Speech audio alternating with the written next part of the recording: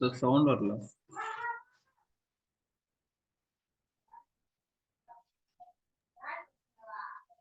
Sir, கேக்குதா?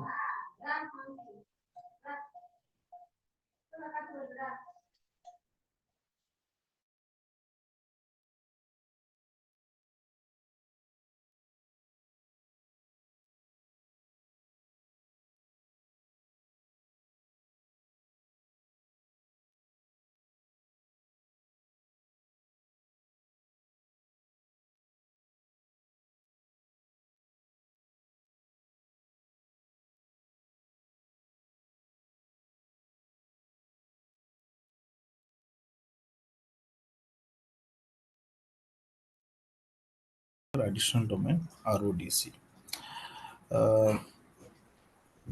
எப்படி இதை இன்ஸ்டால் பண்ணணும், and then we have so we know how to install domain controller, but today I going to tell you about different types of installation.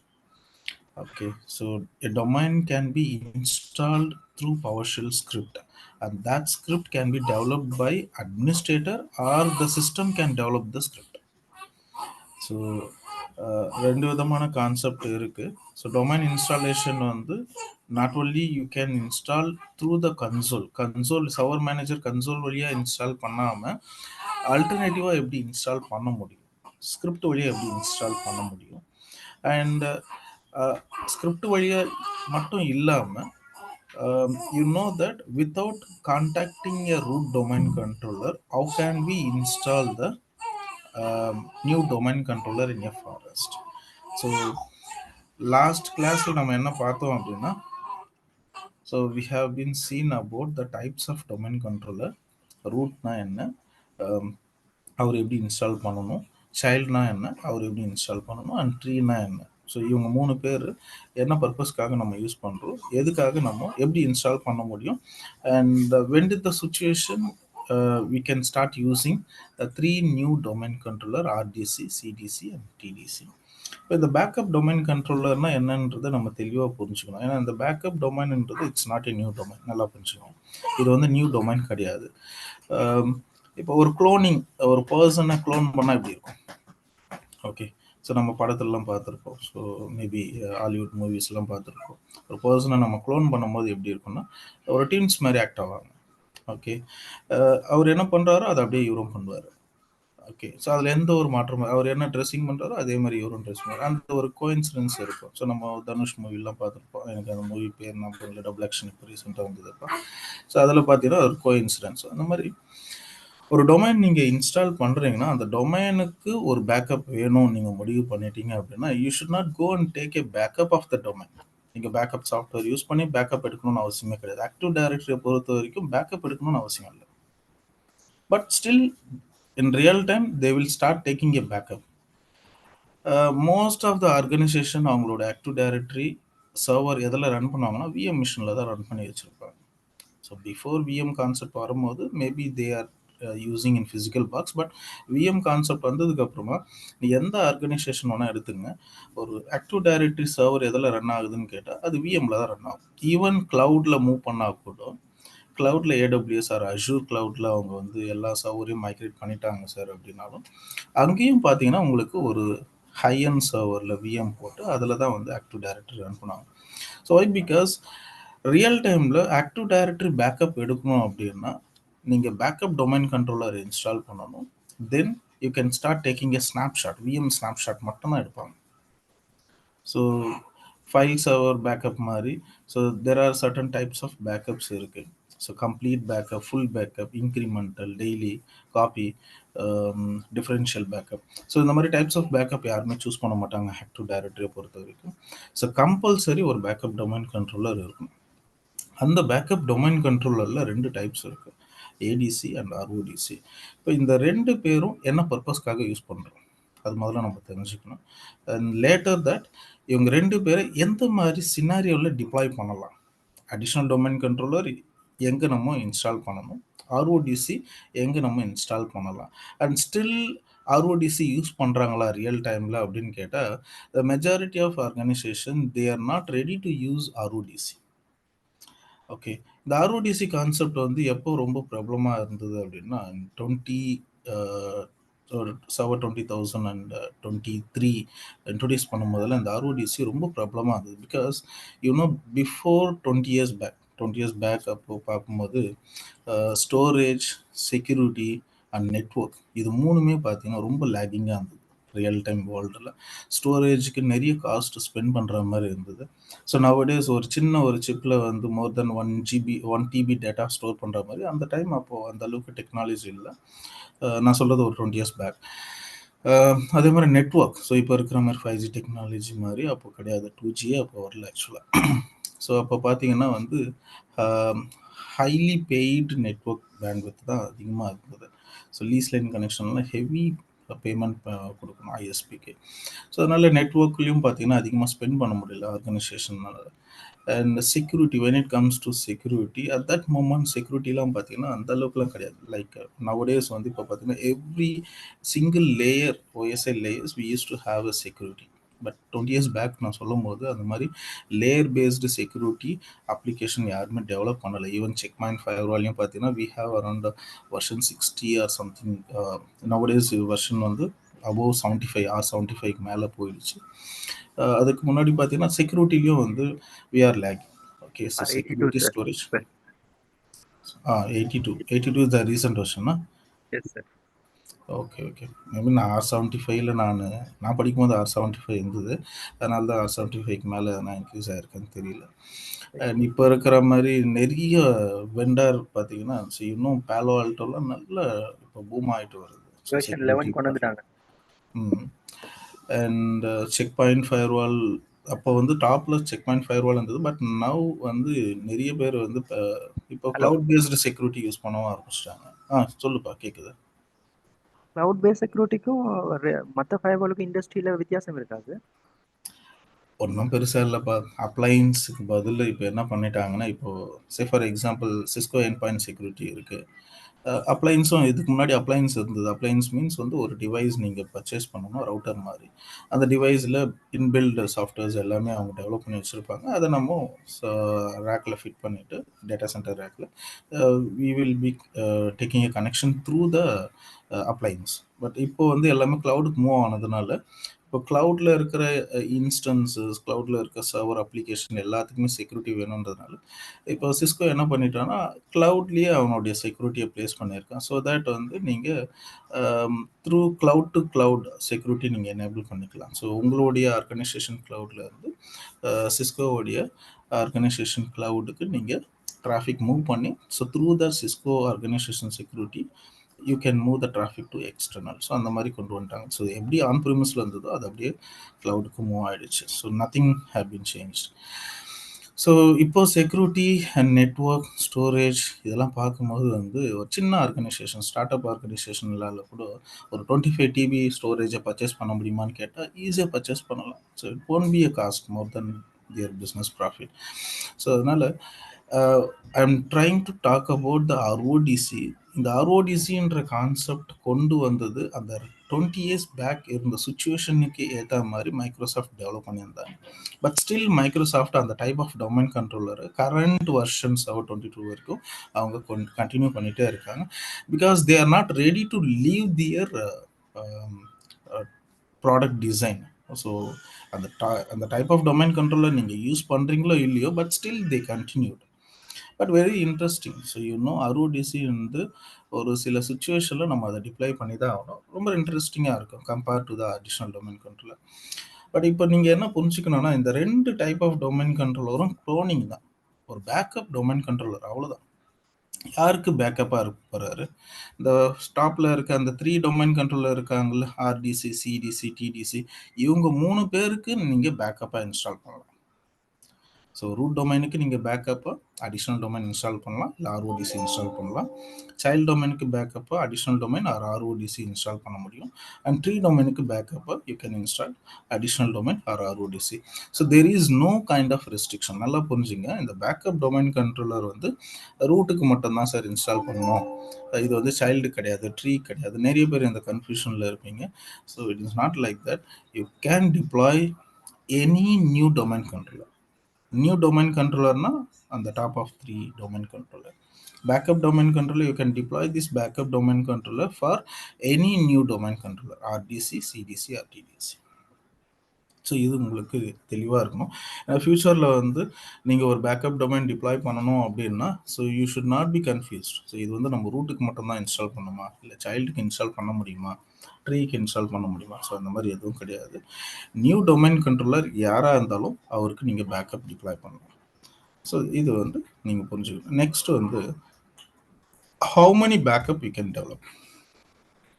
ஒருத்தருக்கு நீங்கள் பேக்கப்பாக உங்கள் பொசிஷனில் நீங்கள் வந்து ஒரு மேனேஜர் லெவலில் இருக்கீங்க அப்படின்னா, ஷுவராக வந்து உங்கள் ஆர்கனைசேஷனில் உங்களுக்கு ரீப்ளேஸ்மெண்ட்டுக்கு யாரும் எடுக்க மாட்டாங்க. பட் உங்களுடைய டெம்பரவரி ரீப்ளேஸ்மெண்ட்டுக்காக எடுப்பாங்க. ஆனால் அந்த டெம்பரவரி ரீப்ளேஸ்மெண்ட்டுன்ற கான்செப்ட் எப்படி ஒர்க் ஆகும் அப்படின்னா, நீங்கள் சரியாக பர்ஃபார்ம் பண்ணலைன்னா உங்களை தூக்கிட்டு அவர் ரிப்ளேஸ் பண்ணுவேன் அப்படின்ற கான்செப்டில் தான் அவங்க எடுப்பாங்க, ஹையர் பண்ணுவாங்க. பட் உங்களோட சுப்பீரியர் யாருமே அதை சொல்ல மாட்டாங்க. இல்லைப்பா நீங்கள் வந்து வேறு லீவ் போவீங்க 1 வீக்கு, ஸோ உங்களுக்கு பதில் வந்து இவர் சப்போர்ட் பண்ணுவார், but you are the primary person அப்படின்னு சொல்லுவாங்க. அது எதுக்காக அப்படின்னா, நீங்கள் ஏதாச்சும் ஒரு சுச்சுவேஷனில் நீங்கள் எனி ஆஃப் தி இயர் நீங்கள் சரியாக பர்ஃபார்ம் பண்ணல, பிஸ்னஸ் கொண்டு வரல, உங்களால் வந்து நியூ பிஸ்னஸ் வரல அப்படின்னா ஓகே ஃபைன், உங்களோட ரீப்ளேஸ்மெண்ட்டுக்கு நான் இவர் போட்டுறேன். Last minute they use to update. அதனால் ரீப்ளேஸ்மெண்ட் உங்களுக்கு பதில் இவர் அப்படின்னாலே உங்கள் பொசிஷனுக்கு எப்பவுமே ஒரு செக் இருக்குன்னு அர்த்தம். சரி. So what I'm trying to say is, so if you want to plan for the replacement, okay எனக்கு வந்து ரூட்டுக்கு நான் பேக்கப்பாக ரெடி பண்ணுறேன் அப்படின்னா, ரூட் ஃபெயிலியர் ஆனால் பேக்கப்பை நான் ரூட்டாக மாற்றணும். So that is the concept actually. The purpose of installing backup domain controller is whenever there is a failure happens in new domain controller. நல்லா புரிஞ்சுங்க, நியூ டொமைன் கண்ட்ரோலரில் எப்போ ஃபெயிலியர் நடக்குதோ immediately you can turn on the backup domain controller as a new domain controller. Example, ஆர்டிசிக்கு பதில் ஒரு backup போட்டிருக்கீங்க, RDC failure ஆகிட்டாரு. Maybe I can fix the problem, but it will take some time. So maybe the person, key person வந்து அவைலபிளாக இல்லை, அவர் வந்து வெக்கேஷன் லீவில் இருக்கார், he will be back within 2 days. அந்த கிரிட்டிக்கல் சுச்சுவேஷனில் அவர் வந்து ரீச்சபிள் கூட இல்லை, அவர் ஏதோ ஒரு ட்ரெக்கிங்காக போயிருக்காரு. So we may not be reach them. So during that moment, அந்த ஒரு கிரிட்டிக்கல் ஸ்டேஜில் நீங்கள் ஃபிக்ஸ் பண்ணுறதுக்கு ஆள் இல்லைன்னும் போது ஒரு பேக்கப் டொமைன் கண்ட்ரோலரை you can make as a new domain controller. டெம்பரவரியாக நீங்கள் மாற்றிக்கலாம். அவர் வந்ததுக்கப்புறம் அந்த இஷ்யூ ஃபிக்ஸ் பண்ணிவிட்டு திருப்பி you can revert back the backup domain control, primary domain as a secondary as a primary. So there's a lot of flexibility available when you deploying the backup domain controller. இப்போ இந்த backup domain controller நான் எவ்வளோ deploy பண்ணலாம்? Can we have more than one backup domain controller? இப்போ every organization they use to have one பர்சனுக்கு ரீப்ளேஸ்மெண்ட்டாக இன்னொருத்தர் இருப்பார். ஸோ அப்படியே ஒரு 10 பேர் ஒரு டீம் சப்போர்ட் பண்ணிட்டு இருக்காங்க அப்படின்னா, அந்த 10 பேரில் ஒரு 5 பேர் வந்து திடீர்னு பேப்பர் போட்டால் என்ன ஆகுன்ற ஒரு தாட்டில் என்ன பண்ணுவாங்கன்னா, management they always use to create one backup. அதாவது அடிஷ்னலாக ஒரு 5 பேர் வந்து நியூ ஃப்ரெஷர்ஸை எடுத்து வச்சுருப்பாங்க. அந்த ஃப்ரெஷர் எப்பவுமே ஆக்டிவாலாம் இருக்க மாட்டாங்க, அவங்க வந்து ஷேடோயிங்கில் தான் இருப்பாங்க, பேக்கப்பில் உட்காந்து கவனிச்சிட்டு இருப்பாங்க, அப்சர்வ் பண்ணிட்டு இருப்பாங்க. So what they are doing the job, அந்த 10 மெம்பர்ஸ் என்ன பண்ணுறாங்கன்ற ஜாப்பை அப்சர்வ் பண்ணிகிட்டே இருப்பாங்க. அதில் யாராச்சும் பேப்பர் போட்டாங்க, கண்டிப்பாக பேப்பர் போடுவாங்க. எவ்ரி இயர் வந்து அட்ரிஷன் நடக்கும். So based on the rating, அந்த 10 பேருக்கும் வந்து நல்ல ரேட்டிங் கொடுக்க முடியுமான்னு கேட்டால் முடியாது. அதில் ஒரு 5 பேர் கொடுப்பாங்க, மீதி 5 பேருக்கு கொஞ்சம் நார்மலைஸ்டு ரேட்டிங் மாதிரி கொடுப்பாங்க. ஸோ இதெல்லாம் நான் ஏன் சொல்கிறேன்னா, இதெல்லாம் வந்து என்னோடய டீமில் இதெல்லாம் நடந்துட்டுருக்கு. எவ்ரி இயர் வந்து இதெல்லாம் நடந்துட்டுருக்கு. அந்த எவ்ரி இயர் வந்து நான் ஒரு 2 விஷயம்தான் சொல்லணும். உங்களுக்கு இந்த ரேட்டிங் உங்களுக்கு வந்து இதுதான்ப்பா உங்களுக்கு இந்த இயர் ஹைக் வரும்னு சொல்கிறதுக்கு நான் every one person I use to talk more than 1 hour. Okay, அந்த 2 வார்த்தை ஜஸ்ட் ஒரு 2 minutes கூட ஆகாது, 1 minute கூட ஆகாது, not more than 1 minute.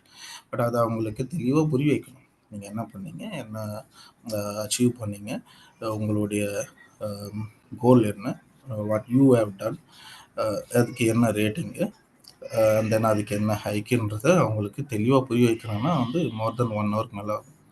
So maximum வந்து நான் என்னோட டீமில் யாராச்சும் லேடிஸ் கிட்ட பேசும்போது they used to cry.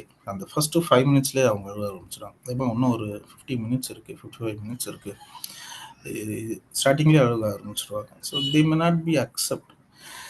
Okay. So இதெல்லாம் வந்து நடக்குது. Every year I use to face. And again அது ஒன்றும் முடியல. இந்த மந்த் எண்ட்லேருந்து திருப்பி லாஸ்ட் இயரோட ரேட்டிங் டிஸ்கஷன் ஸ்டார்ட் ஆகும். ஸோ என்னோட சைட்லேருந்து ஸோ ஒரு ஒருத்தருக்கு ரீப்ளேஸ்மெண்ட்டு நீங்கள் எடுக்கணும் அப்படின்னா you can prepare to take a replacement one person.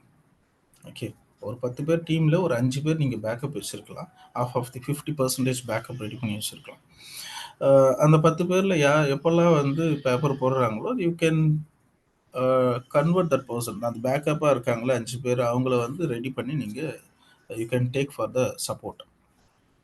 Now எனக்கு பேக்கப் டொமைன் கண்ட்ரோலில் 2 டைப்ஸ் இருக்குது, additional domain and RODC. So new domain controller இருக்காங்க 3 பேர். இவங்க 3 பேருக்கு நான் எத்தனை பேக்கப்ஸ் கிரியேட் பண்ணலாம்? ஸோ ஆர்டிசிக்கு நான் எத்தனை அடிஷனல் டொமைன் கண்ட்ரோலர் ஆர்ஓடிசி நான் இன்ஸ்டால் பண்ண முடியும்? சரி, now Microsoft there is no such article. So there is no such document prepared from Microsoft official blog. So Microsoft டைரெக்டாக அவங்க எங்கேயுமே சொல்லலை நீங்கள் இத்தனை பேக்கப்ஸ் நீங்கள் ரெடி பண்ணலாம். சே ஃபார் எக்ஸாம்பிள் ஒரு டொமைனுக்கு நீங்கள் 10 பேக்கப் போடலாம் அப்படின்ற மாதிரி தே டிடன்ட் கிவ் எனி நம்பர். ஆனால் ஒரு ஆர்கனைசேஷன் ரிக்குவயர்மெண்ட்டுன்னு வரும்போது லெட்ஸ் இமேஜின், இப்போ ஒரு சர்வர் ஃபெயிலியர் ஆகுதுன்னா அந்த சர்வருக்கு எவ்வளோ பேக்கப் ரெடி பண்ணால் சூட்டபுளாக இருக்கும்? ஒரு சர்வர் ஃபெயிலியர் ஆகுதுன்னா அந்த சர்வருக்கு மினிமம் ஒரு 3 to 4 பேக்கப்ஸ் ரெடி பண்ணால் பர்ஃபெக்டாக இருக்கும். ஒரு சிலர் வந்து வில்லங்கமாகவே கொஸ்டின் கேட்பாங்க, அந்த 3 to 4 பேக்கப்பும் ஃபெயிலியர் ஆயிடுச்சுன்னா என்ன சார் பண்ணுறது? அப்போ நீங்கள் வேணும்னா இன்னும் கொஞ்சம் அடிஷ்னலாக இன்க்ரீஸ் பண்ணிங்க, ஒரு 10 பேக்கப் ரெடி பண்ணி வச்சுங்க. அந்த 10 பேக்கப்பும் ஃபெயிலியர் ஆயிடுச்சுன்னா என்ன சார் பண்ணுறது? அப்போ உங்கள் என்விரான்மெண்ட்டில் ஏதோ ஒரு பிரச்சனை போயிட்டுருக்கு. சரி, ஒரு சர்வர் ஃபெயிலியர் ஆகுதுனாலே நம்ம உஷாராகிடணும். எதனால் ஃபெயிலியர் ஆகுதுன்னு ரூட் காஸ் அனலைசிஸ் நம்ம ரெடி பண்ணணும். செகண்ட் சர்வரும் ஃபெயிலியர் ஆகுது அப்படின்னா ஓகே, தேர் மைட் நம்ம இமீடியட்டாக சஸ்பெக்ட் பண்ண முடியாது என்ன ப்ராப்ளம்ன்ட்டு, maybe we can investigate. 3rd, 4th, 5th அப்படின்னு கண்டினியூஸாக 10 சர்வரும் ஃபெயிலியர் ஆகுது அப்படின்னா அப்போ கண்டிப்பாக வந்து உங்களை ஃபயர் பண்ணுறாங்க ஃபஸ்ட்டு. அது நடக்கும். நீங்கள் இன்வெஸ்டிகேட்லாம் பண்ண தேவையில்ல, நெக்ஸ்ட் டே நீங்கள் வராதிங்க சார்னு சொல்கிறாங்க. And the new person who is going to take your position, right, he used to investigate and find out the problem. So most of the situation, no organization will go for more than 10 backup servers. எவ்வளோ பெரிய ஆர்கனைசேஷனாக இருந்தாலும் சரி, more than lakhs of employees இருக்கக்கூடிய ஒரு ஆர்கனைசேஷனாக இருந்தாலும் சரி, ஒரு நியூ டொமைனுக்கு they will not go more than 5 backup domain controllers. நான் பார்த்த வரைக்கும் நான் கமின்ஸ் ஆர்கனைசேஷனில் ஒர்க் பண்ணியிருக்கேன் அண்ட் 3M ஆர்கனைசேஷனில் கரண்ட்டாக இப்போ ஒர்க் பண்ணிகிட்ருக்கேன். பட் இப்போ பார்க்கும்போது அவ்வளோ பெரிய ஆர்கனைசேஷனில் இருக்கும்போது மோர் தென் 1.5 lakhs ஆஃப் எம்ப்ளாயீஸ் இருக்காங்க. They don't have more than 5 backup domain controller. Okay, so now the limit in Microsoft, there is no limit actually, but the organization requirement padi you can go a better environment நீங்க உருவாக்கணும், stabilized environment நீங்க கொண்டு வரணும் அப்படின்னா you can prefer to go 4 to 5 backup domain controller. ஒரு new டொமைனுக்கு you can prefer to go 4 to 5 backup domain controller. So how it will be means, இப்போ ஒரு ரூட் இன்ஸ்டால் பண்ணுறீங்கன்னு வச்சுக்கோங்க அண்ட் சைல்டு இருக்காரு அண்ட் ட்ரீ இருக்காருன்னு வச்சுக்கோங்க.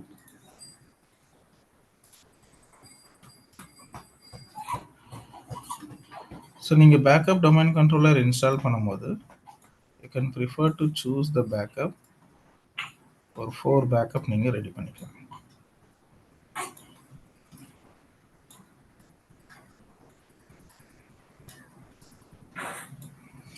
Every new domain controller, so each one you can prefer to go 4 backup domain controller. இப்போ இவர் வந்து root domain controller, இவர் வந்து சைல்டு, இவர் வந்து ட்ரீ.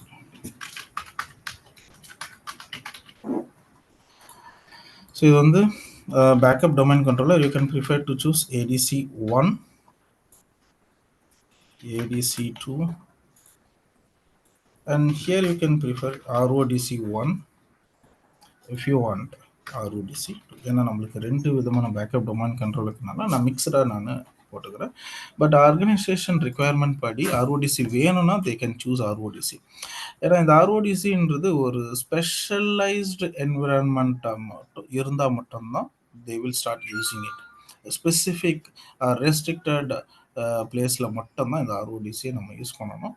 அதனால் எல்லா இடத்துலையும் இந்த ஆர்ஓடிசி வருமானு கேட்டால் வராது. ஆர்ஓடிசி டிப்ளாய் பண்ணுறதுக்கு பதில் அடிஷ்னல் டொமைன் கண்ட்ரோலர் டிப்ளாய் பண்ணுறது பெஸ்ட் ஆக்சுவலாக. ஸோ அது முதல்ல நம்ம என்ன டிஃப்ரென்ஸ்ன்னு லேட்டரில் நம்ம பார்க்கலாம். ஸோ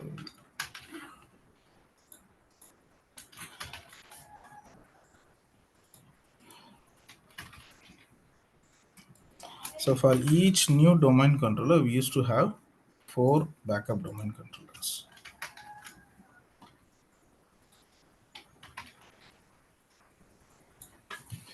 Okay, so ஒரு new domain controller, இங்க new domain controllers are root, child, tree, and backup domain controllers additional domain or RODC.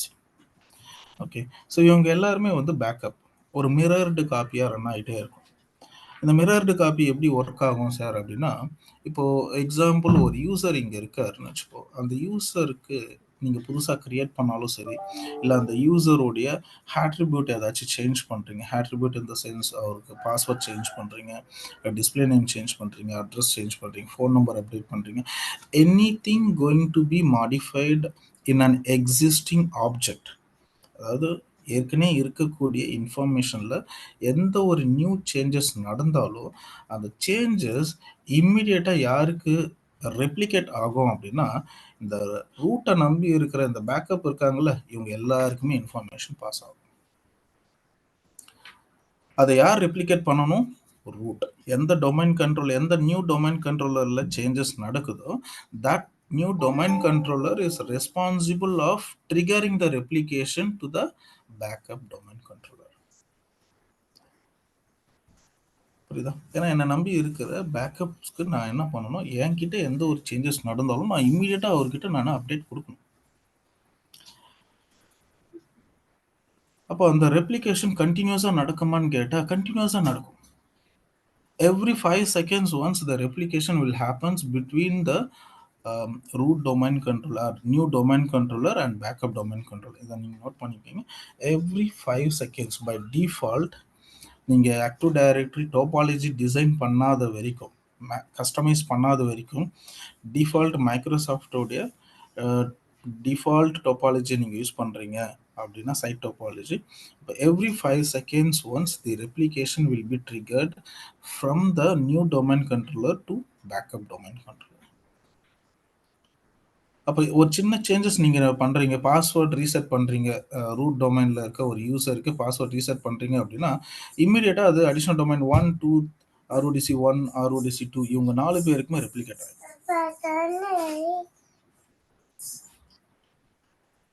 Okay, புரியுதுங்களா? So every 5 seconds once the changes, whenever the changes happens, that changes will be replicated to the backup domain.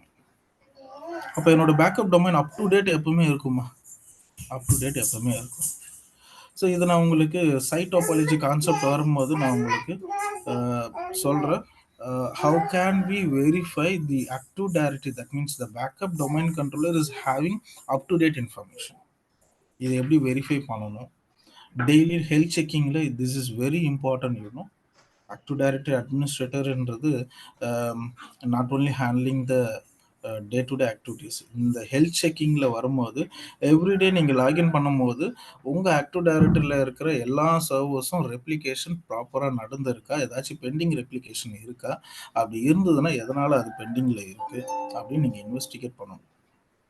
Example, இப்போது additional domain controller இந்த child டொமைனுடைய additional domain controller 1ல் replicate ஆகலை, sink error இருக்குது. But additional domain 2, 3, 4ல் வந்து sink ஆகிடுச்சு, but இதில் மட்டும் sink ஆகலை.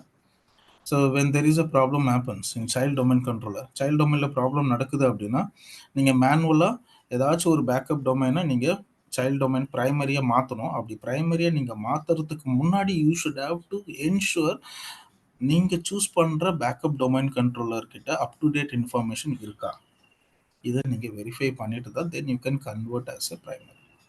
ஸோ அப்போ நம்மளுக்கு அந்த ரெப்ளிகேஷன் நடந்திருக்கா இல்லையா அப்படின்றத வெரிஃபிகேஷனுக்காக ஒரு கமாண்ட் இருக்கு, அதை நீங்க எக்ஸிக்யூட் பண்ணி வேலிடேட் பண்ணணும்.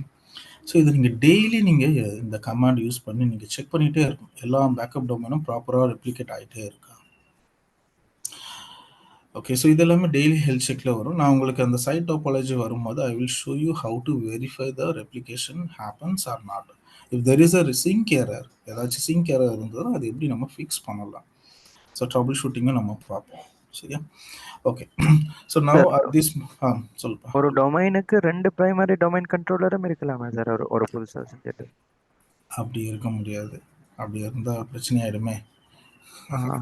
இப்போ சைல்டு டொமைனுக்கு ஒரே ஒரு பிரைமரி டொமைன் கண்ட்ரோலர் மட்டும்தான் இருக்கணும் என்ன சார்? மற்றதெல்லாம் எக்ஸ்ட்ரா ஆட் பண்ணுறதெல்லாம் அடிஷனல் தான் சார்? எல்லாமே பேக்கப் தான். Okay sir. எல்லாமே பேக்கப். சரி, ஒரு போஸ்டிங் இருக்குன்னா அந்த போஸ்டிங்க்கு அசிஸ்டன்ட் போஸ்டிங் இருக்கும். பட் அந்த ப்ரைம் போஸ்டிங்க்கு பார்த்தீங்கன்னா எப்பவுமே ஒன்று தான் இருக்கும். அது எந்த ஒரு சுச்சுவேஷன் எடுத்துக்கிட்டாலும் சரி, ஒரு சிஎம் போஸ்டிங்காக இருந்தாலும் சரி, ஒரு பிரைம் மினிஸ்டர் போஸ்டிங்காக இருந்தாலும் சரி, ஒரு ஃபினான்ஸ் மினிஸ்டர் போஸ்டிங்காக இருந்தாலும் சரி, இல்லை ஒரு ஆர்கனைசேஷன் சிஇஓவாக இருந்தாலும் சரி, இல்லை ஒரு டீம் லீடாக இருந்தாலும் சரி, 2 டீம் லீடு இருந்தால் பெரிய பிரச்சனை ஆகிடும். ரொம்ப ஈகோ கிரியேட் ஆகும் 2 பேருக்கு இடையில். ஓகே, அவர் ஒரு மீட்டிங் ஷெட்யூல் பண்ணார், இவர் ஒரு மீட்டிங் ஷெட்யூல் பண்ணார், அவர் ஒரு ரூல் சொல்லுவார், இவர் ஒரு பாலிசி கிரியேட் பண்ணுவார். கடைசியில் டீம் மெம்பர் யார் ஃபாலோ பண்ணோன்னே தெரியாது. ஸோ எப்பவுமே வந்து ஒரு பிரைமரி மட்டும்தான் இருக்கும். Backups will be there, more than one backups at a time. Sir அப்போ இப்போ வேறு லொக்கேஷனில் இருந்தால் அப்போ ஒன்று சிங்கப்பூர்லேயும் ஒரு இந்தியாவிலையும் இருக்கிறாங்கண்டா, அப்போ பிரைமரி சிங்கப்பூரில் இருக்கின்றா இந்தியாவில் இருக்கிறவங்க கஷ்டமே சார்? பண்ணலாம், தாராளமாக பண்ணலாம். ஸோ நான் உங்களுக்கு சைட் டோபாலஜியில் எப்படி வந்து சைட் பேஸ்டு ஏடி டோபாலஜி பில்ட் பண்ணுறது, நீங்கள் சொல்கிற மாதிரி ப்ரைமரி ஒரு கண்ட்ரிலையும் பேக்கப்ஸ் வந்து வேறு கண்ட்ரீஸில் எப்படி டிப்ளாய் பண்ணலாம், அது மாதிரி டிப்ளாய் பண்ணும்போது எப்படி மேனேஜ் பண்ணணும், சைட் டோபாலஜி எப்படி மேனேஜ் பண்ணணும், சைட் எப்படி டிசைன் பண்ணணும் மேனுவலாக, அது நம்ம பார்க்கலாம். ஸோ கண்டிப்பாக அந்த கான்செப்ட் பார்ப்போம். So now let's try to understand additional domain controller RODC. இவங்க 2 பேருமே பேக்கப். இவங்க 2 பேருமே யாருக்கு பேக்கப்பாக இருக்கலாம்? 3 நியூ டொமைன் கண்ட்ரோலருக்கு பேக்கப்பாக இருக்கலாம். ஒருத்தர் root and child and tree. So ரூட்டுக்கு தான் பேக்கப் கிடையாது. Any new domain controller you can make as a backup. Okay, so இப்போ இது புரியுது அப்படின்னா நெக்ஸ்ட் இப்போது பேக்கப்ல 2 டைப்ஸ் இருக்குது, அடிஷ்னல் டொமைன், RODC. இவங்க 2 பேர் என்ன பர்பஸ்க்காக இருக்காங்க? What is the major difference between them? நம்ம இதை எப்போ சூஸ் பண்ணலாம்? அடிஷ்னல் டொமைன் சூஸ் பண்ணலாமா, RODC சூஸ் பண்ணலாம்? எது ரொம்ப பெட்டராக இருக்கும் அப்படின்னு அந்த ஒரு கான்செப்ட் உங்களுக்கு புரிஞ்சுது அப்படின்னா then you can decide your own.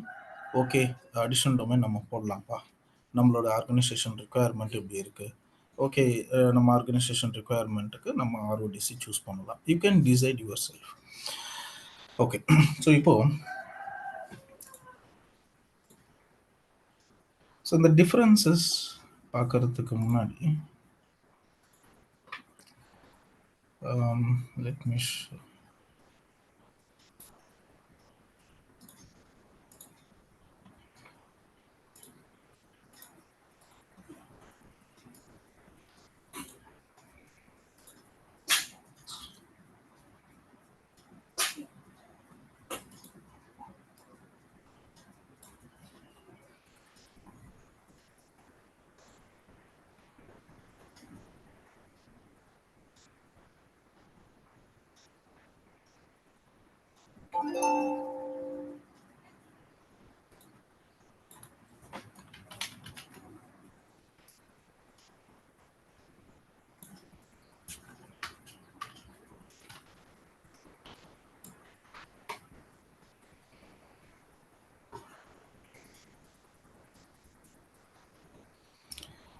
So ஒரு எக்ஸாம்பிள் நான் பார்ப்போம்.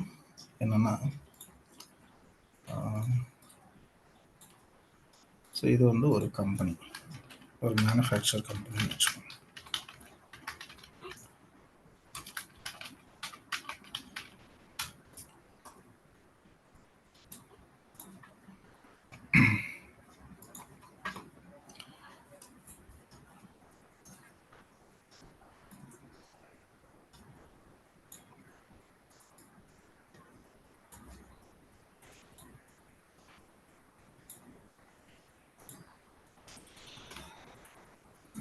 ஸோ இங்கே வந்து பார்த்தீங்கன்னா service plus sales plus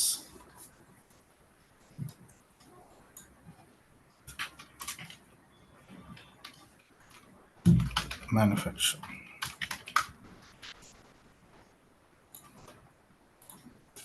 so இங்கே வந்து பார்த்தீங்கன்னா சேல்ஸ்.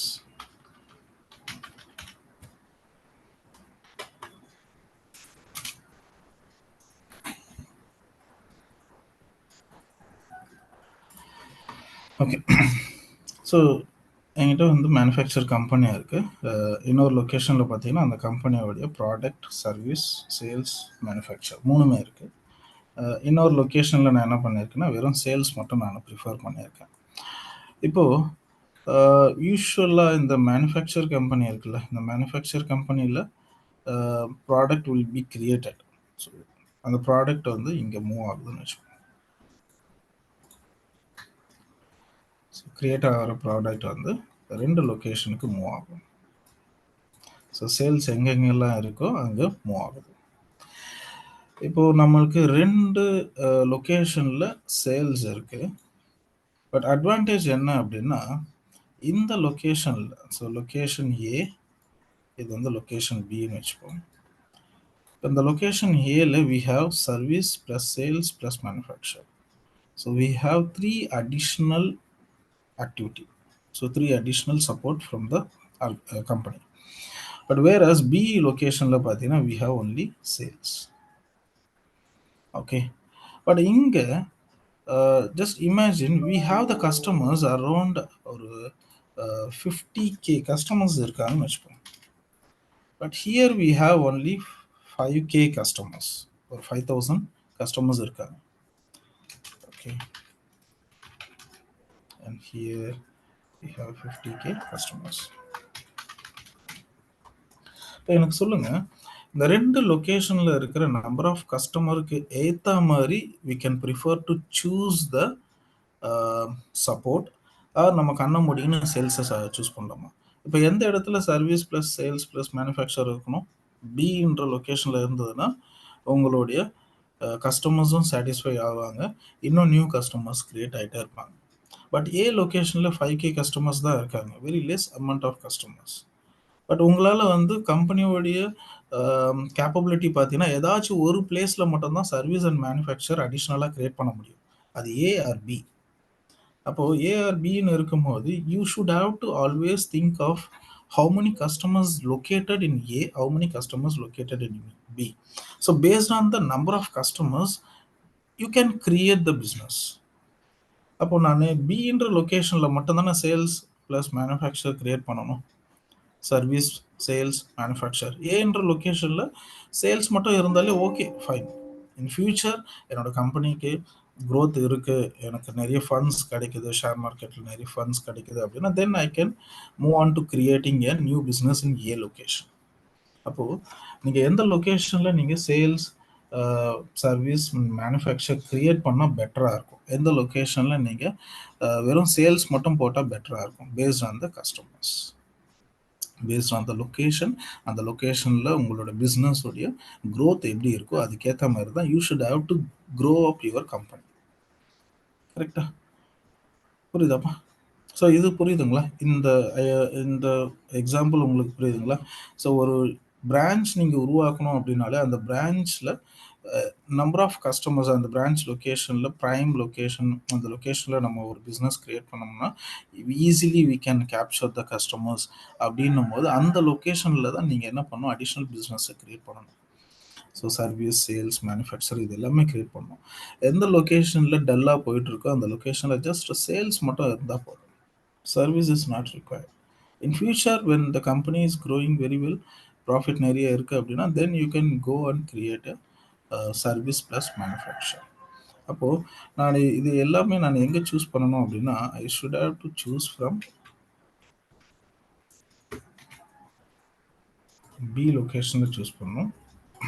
ஏ லொக்கேஷனில் எனக்கு சேல்ஸ் மட்டும் இருந்தாலே போதும், number of customer is very less. Okay, so இப்போ இந்த அடிஷ்னல் டொமைன் கண்ட்ரோலர்ன்றது பி லொகேஷன், ஆர்ஓடிசின்றது ஏ லொகேஷன். ஸோ எந்த இடத்துல நம்மளுக்கு ரிக்குவயர்மெண்ட் அதிகமாக இருக்கோ, தேவைகள் அதிகமாக இருக்கோ, அந்த இடத்துல நீங்கள் அடிஷ்னல் டொமைனை போடணும். எந்த இடத்துல நம்மளுக்கு தேவைகள் ரொம்ப கம்மியாக இருக்கு, ஓகே, அந்த இடத்துல நம்ம ஆர்ஓடிசியை சூஸ் பண்ணணும். இது ஒரு சின்ன எக்ஸாம்பிள். ஓகே, ஸோ இந்த ஐடியா, இந்த ஒரு கிளாசிஃபிகேஷன் நாலேஜ் உங்களுக்கு இருக்கு அப்படின்னா, தென் we can see what is exactly having within additional domain, what are the features exactly having within additional domain controller. இந்த சர்வீஸ், சேல்ஸ், மேனுஃபேக்சர் இதெல்லாம் மறந்துடுங்க, ஜஸ்ட் அது ஒரு எக்ஸாம்பிள். ஓகே, அந்த சர்வீஸ், சேல்ஸ், மேனுஃபேக்சரிங் மாதிரி அடிஷனல் டொமைனில் அப்படி என்ன இருக்கு? வெறும் சேல்ஸ்ன்னு சொல்லியிருக்கீங்க, அப்போ வெறும் சேல்ஸ்னா அப்போ ஆர்ஓடிசியில் அப்படி என்ன ரெஸ்ட்ரிக்ஷன் இருக்கு? ஸோ இந்த கம்பேரிட்டிவ் என்ன அப்படின்னு கேட்டீங்கன்னா, there are some restriction available in RODC whereas there is no restriction available in additional. ஒரு கஸ்டமருக்கு என்ன தேவை? ஒரு ப்ராடக்ட் வாங்கினா அந்த ப்ராடக்ட்டுக்கு சர்வீஸ் வேணும். ஓகே, சர்வீஸ் சப்போர்ட் இருந்ததுன்னா you can choose that product. அப்போது அந்த சர்வீஸ் சப்போர்ட் இல்லை அப்படின்னாலே ஆட்டோமேட்டிக்காக அந்த ப்ராடக்ட் மேலே இருக்கிற ட்ரஸ்ட் நம்மளுக்கு பிரேக் ஆகிட்டே இருக்கும். ஓகே, ஸோ அப்போது ஒரு அடிஷ்னல் டொமைன் கண்ட்ரோலர்ன்றது ஒரு டொமைன் நீங்கள் சூஸ் பண்ணுறீங்க அப்படின்னா அந்த டொமைனில் you can make any thing within the domain, you can do any thing within the domain அப்படின்னு ஒரு ஆப்ஷன் இருந்ததுன்னா you will be very satisfied.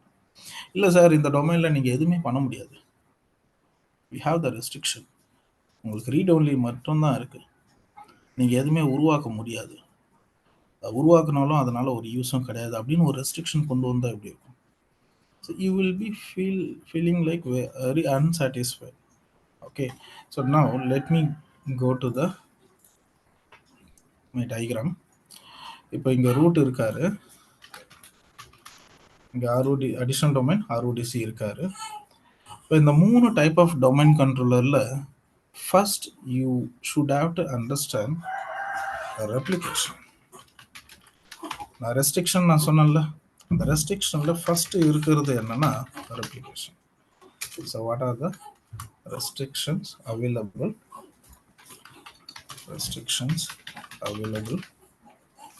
between ADC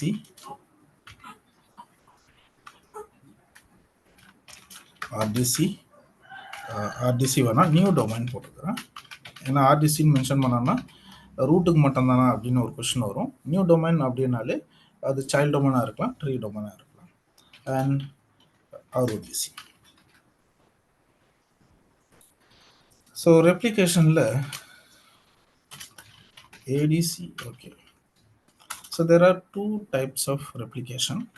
One on the incoming, இன்னொன்று வந்து outgoing. இன்கமிங் என்றது என்னன்னா, ஒரு டொமைன் ஏதோ ஒரு ரிமோட் டொமைனில் சேஞ்சஸ் நடக்குது அப்படின்னா, so that remote domain controller is going to replicate to me, I will accept. எனக்கு வேற ஒரு ரிமோட் டொமைன்லேருந்து ரெப்ளிகேஷன் ரிசீவ் ஆகுது, ஏதோ ஒரு டேட்டா எனக்கு ரிசீவ் ஆகுது அப்படின்னா அது வந்து incoming. So when there is a change happens in my end, if I am going to replicate to other domain controller, so நான் என்னோட டொமைன்லேருந்து நான் ரெப்ளிகேட் பண்ணுறேன் அப்படின்னா அது வந்து outgoing. So outgoing இன்கமிங்ன்றது வெரி சிம்பிள்.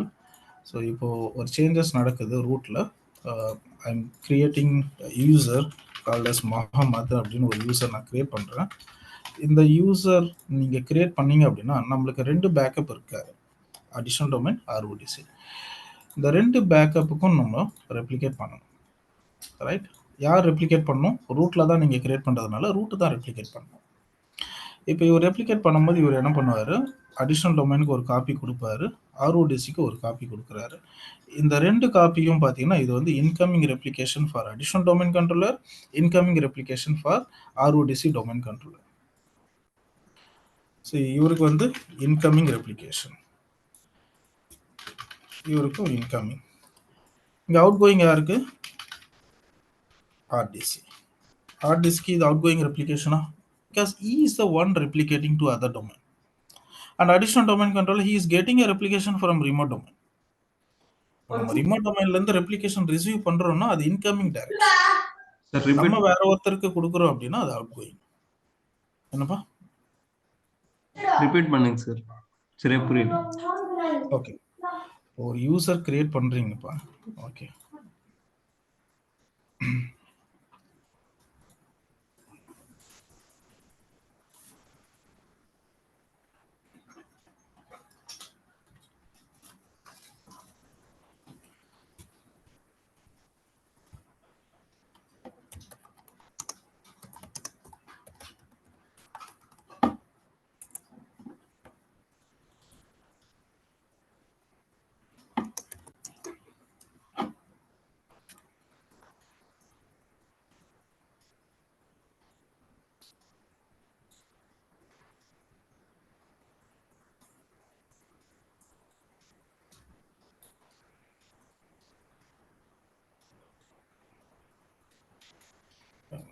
ஓரளவுக்கு நான் மேட்ச் பண்றேன்.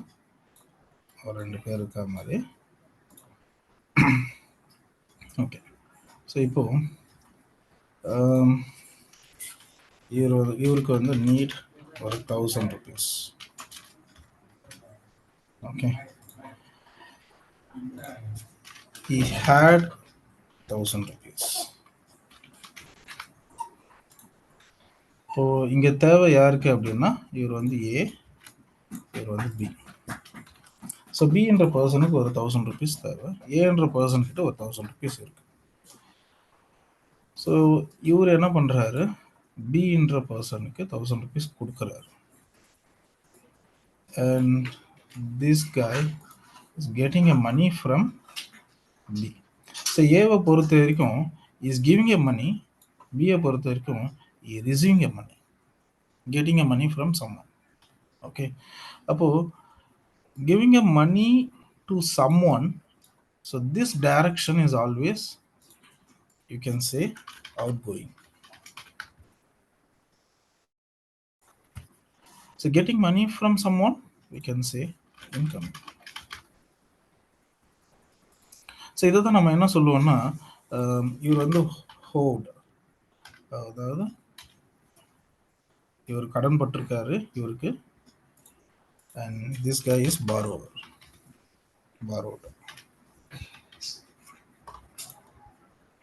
ஸோ நான் இந்த டைரக்ஷன் படி நான் சொல்லும் போது giving a money, so always it will be outgoing, and he receiving a money, so he always be a incoming. So இவர் மணி வாங்குறாரு, ஸோ அதனால இன்கமிங்னு இருக்காரு. நம்ம மணி கொடுக்கறதுனால, so we are in the position of outgoing direction. So similarly in active directory, you going to create one user in root. ரூட்ல ஒரு user create பண்ணீங்க, அந்த user name is Mohammed. So அந்த யூசர் நீங்கள் கிரியேட் பண்ணி முடிச்ச உடனே ரூட் நம்பி இருக்கிற 2 பேக்கப் டொமைன் கண்ட்ரோலருக்கு ரெப்ளிகேஷன் நடக்குது. அப்போ ரெப்ளிகேஷன் எங்கேருந்து ட்ரிகர் ஆகுதுன்னா ஃப்ரம் த ரூட். அப்போ ரூட்ல என்னவா இருக்கும், அவுட் கோயிங்காக இருக்கும். அண்ட் பேக்கப் டொமைன் கண்ட்ரோலரில் அடிஷ்னல் அண்ட் ஆர்ஓடிசியில் என்னவா இருக்கும், direction incoming replication. They accepting the replication. இது புரியுதா? Outgoing and incoming replication எங்கே அவுட் கோயிங் இருக்கும், எங்கே இன்கமிங் இருக்கும்ன்ற. ஓகே ஓகே, எத்தனை நிமிஷத்துக்குள்ள சார் ஃபர்ஸ்ட் கொஸ்டின், இது எத்தனை நிமிஷத்துக்குள்ள ட்ரிகர் ஆகும்? அடுத்தது 5 seconds. 5 5 seconds. seconds are based on the site replication time interval. இப்போ இது நாங்க எல்லாமே ஓகே. அது இப்போ வந்து நாங்க சேஞ்சஸ் பண்ணாட்டியும் அது செக் பண்ணிட்டே இருக்கணும். ஆமாம், இப்போதைக்கு உங்களுக்கு அந்த ரெப்ளிகேஷன் டைம் இன்டர்வல் பற்றி டீட்டெயிலாக வேணாம். நான் உங்களுக்கு சைட் டோபாலஜி உங்களுக்கு எப்படி கஸ்டமைஸ் பண்ணுறதை நான் ஷோ பண்ணுறேன். But as of now by default in a site, within a site, ஒரு சைட்டுக்குள்ளே ரெப்ளிகேஷன் நடக்குது அப்படின்னா அது எவ்ரி 5 seconds ஒன்ஸ் நடக்கும். பிட்வீன் த சைட்ஸ், 2 சைட்டுக்கு இடையில ரெப்ளிகேஷன் நடக்குதுன்னா மினிமம் 15 minutes. அப்போ maximum you can extend the time. Weekly once, daily once, daily twice, or weekly twice, or monthly once, or yearly once. So you can prefer to choose, you can customize your own. அப்போ ஒரு replication டிஃபால்ட்டாக எப்படி நடக்கும், ஒரு டொமைனுக்கும் ஒரு backup டொமைனுக்கும் எவ்வளோ நேரத்துக்குள்ளே நடக்கும் அப்படின்னா எவ்ரி 5 seconds ஒன்ஸ். புரியுதா? சரி, இப்போ இது நீங்கள் பார்த்தீங்க, ரூட்ல ஒரு யூசர் கிரியேட் பண்ணா அந்த யூசர் வந்து சொல்லுப்பா. இது மிரர் பேக்கப்னு சொன்னீங்கல்ல, பேக்கப் பத்தி பேசிடலாம் சார். எந்த மாதிரி பேக்கப்ஸ் எல்லாம் இருக்கு அப்படி? புரியல. இது மிரர் பேக்கப் அப்படின்னு சொன்னீங்களா சார்? மேல எப்படி என்னென்ன நடக்குமோ கீழேயும் அதே மாதிரி நடக்கும் அப்படின்ட்டு. ஆமா. அது பேக்கப்ஸ் என்ன மாதிரி பேக்கப்ஸ் எல்லாம் இருக்கு அப்படின்னு சொல்ல முடியும்?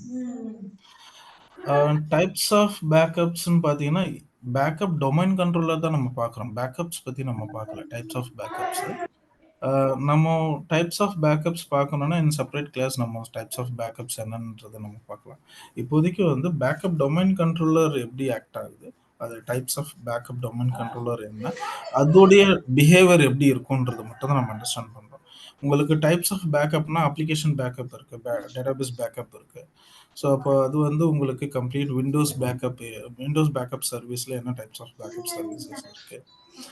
லெகசி பேக்கப்பில் என்டி பேக்கப்லாம் ஒரு கான்செப்ட் இருந்தது 23ல். அதில் வந்து 5 டைப்ஸ் ஆஃப் பேக்கப் இருக்குது. Normal, copy, daily, incremental, differential அப்படின்னு. ஸோ அது வந்து பேக்கப்ன்ற கான்செப்ட் வேறு. இங்கே வந்து உங்களுக்கு பேக்கப் டொமைன் கண்ட்ரோலர் எப்படி இருக்கும், ஸோ அவருடைய பர்பஸ் என்ன, அவர் எப்படி ஒர்க் ஆகிட்டு இருக்காரு. ஸோ இதில் 2 விதமான பேக்கப் டொமைனில் எதை நம்ம ப்ரிஃபர் டு சூஸ் அப்படின்றத நம்ம பார்த்துட்டு இருக்கோம். So I think you are asking about the backups, right? பேக்கப்ன்றது வேறுப்பா. ஸோ பேக்கப் நம்ம விண்டோஸ் பேக்கப் சர்வீஸில் என்ன மாதிரி டைப்ஸ் ஆஃப் சர்வீஸ் பேக்கப்ஸ் இருக்குன்றது நம்ம லேட்டர் பாயிண்டில் பார்க்கலாம். பட் யூனோ நவடேஸ் வந்து நிறைய பேக்கப் டூல் யூஸ் பண்ண ஆரம்பிச்சிட்டோம். ட்ரஸ்டட் பேக்கப் டூல்ஸ் இருக்குது, என்டர்பிரைஸ் பேக்கப் டூல்லாம் நிறைய இருக்குது. ஸோ இஎம்சி பேக்கப் டூல்னு சாஃப்ட்வேர் ஒன்று இருக்குது, EMC. And then Dell DPM software, DPM data protection manager or something that. So அது மாதிரி நிறைய வெண்டார் பேக்கப்ஸ்லாம் இருக்குது. ஸோ சிமெண்டெக் பேக்கப் இருக்குது. ஸோ ஒரு பேக்கப் சாஃப்ட்வேருக்கு ஏற்ற மாதிரி உங்களுக்கு டைப்ஸ் ஆஃப் பேக்கப் ஆல்டர் ஆகும். ஓகே. ஸ்னாப்ஷாட் பேக்கப் கூட இருக்கு. ஸ்னாப்ஷாட் பேக்கப்பும் இருக்குது. ஸோ விர்ச்சுவல் மிஷின் நீங்கள் ரன் பண்ணுறீங்க அப்படின்னா you can prefer to choose snapshot backup. Okay. So இப்போ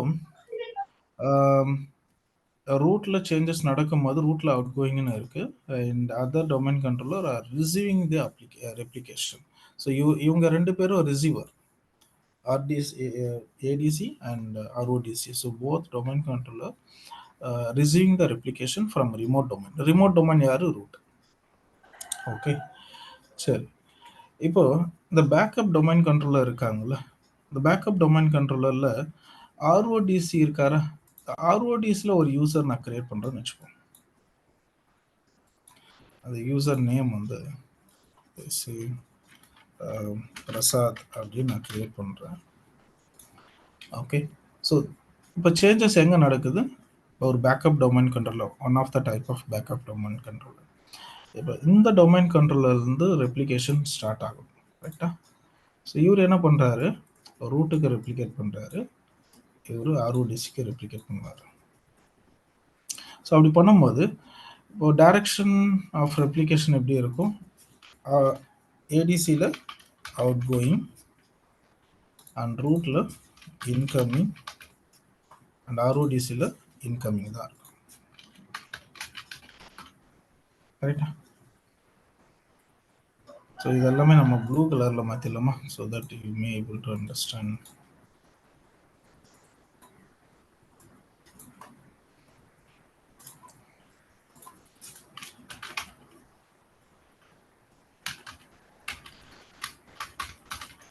outgoing,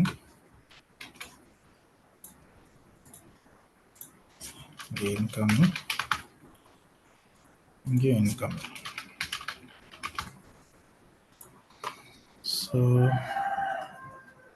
அதே மாதிரி யூசர் நேமுக்கு ஏற்ற மாதிரி இதையும் ரீப்ளேஸ் பண்ணிக்கலாம். கலர் மட்டும் நம்ம சேஞ்ச் பண்ணிக்கலாம்.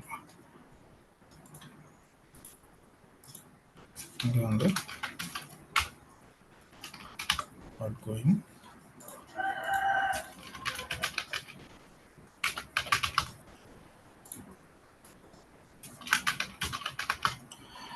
ஸோ யூசர் என்ன கலரில் இருக்காரோ அந்த கலரில் வந்து நான் outgoing direction of replication நான் போட்டிருக்கேன், so that you may able to understand. Okay. இப்போ ஏடிசியில் நீங்கள் ஒரு யூசர் கிரியேட் பண்ணுறீங்க, இல்லை யூசர் டெலீட் பண்ணுறீங்க, any changes going to happen in ADC backup domain controller. So இப்போ that domain controller is replicating the changes. இப்போ இவர் ரெப்ளிகேட் பண்ணும்போது இஸ் த ரெப்ளிகேட்டர். ரெப்ளிகேட்டர்னால அவருக்கு அவுட் கோயிங்னு இருக்குது. So receiving the replication from the remote domain, ரூட்டுக்கு என்ன இருக்குது, இன்கமிங், அண்ட் ஆர்ஓடிசிக்கு இன்கமிங்னு இருக்குது. ஓகே, அப்போ ரூட்டில் சேஞ்ச் பண்ணால் ரூட் ரெண்டு பேருக்கும் ரெப்ளிகேட் பண்ணுறாரு. ஏடிசியில் ஏதாச்சும் சேஞ்சஸ் பண்ணால் இவரும் என்ன பண்ணுறாரு, ஸோ இவரை நம்பி இருக்கிற பேக்கப்ஸ் அண்ட் ப்ரைமரி இவங்களுக்கு ரெப்ளிகேட் பண்ணுறாரு. ஓகே, நான் வென் இட் கம்ஸ் டு ஆர்ஓடிசி, ஆர்ஓடிசிக்கு வரும்போது ஆர்ஓடிசியில் ஒரு ரெஸ்ட்ரிக்ஷன் இருக்குது. சாதாரணமாக உங்களால் யூசர்ஸ் கிரியேட் பண்ண முடியாது. ஓகே, ஒரு ஆர்ஓடிசியில் என்ன பண்ணலாம் அப்படின்னா, நீங்கள் லாகின் பண்ணுறதுக்காக you can create one group. இந்த குரூப் யூசர்ஸ் மட்டும்தான் ஆர்ஓடிசியில் லாகின் பண்ணணும்.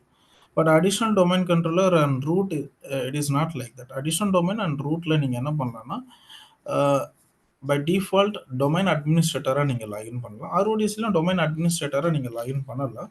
ஸோ லெட் மீ சே domain / administrator plus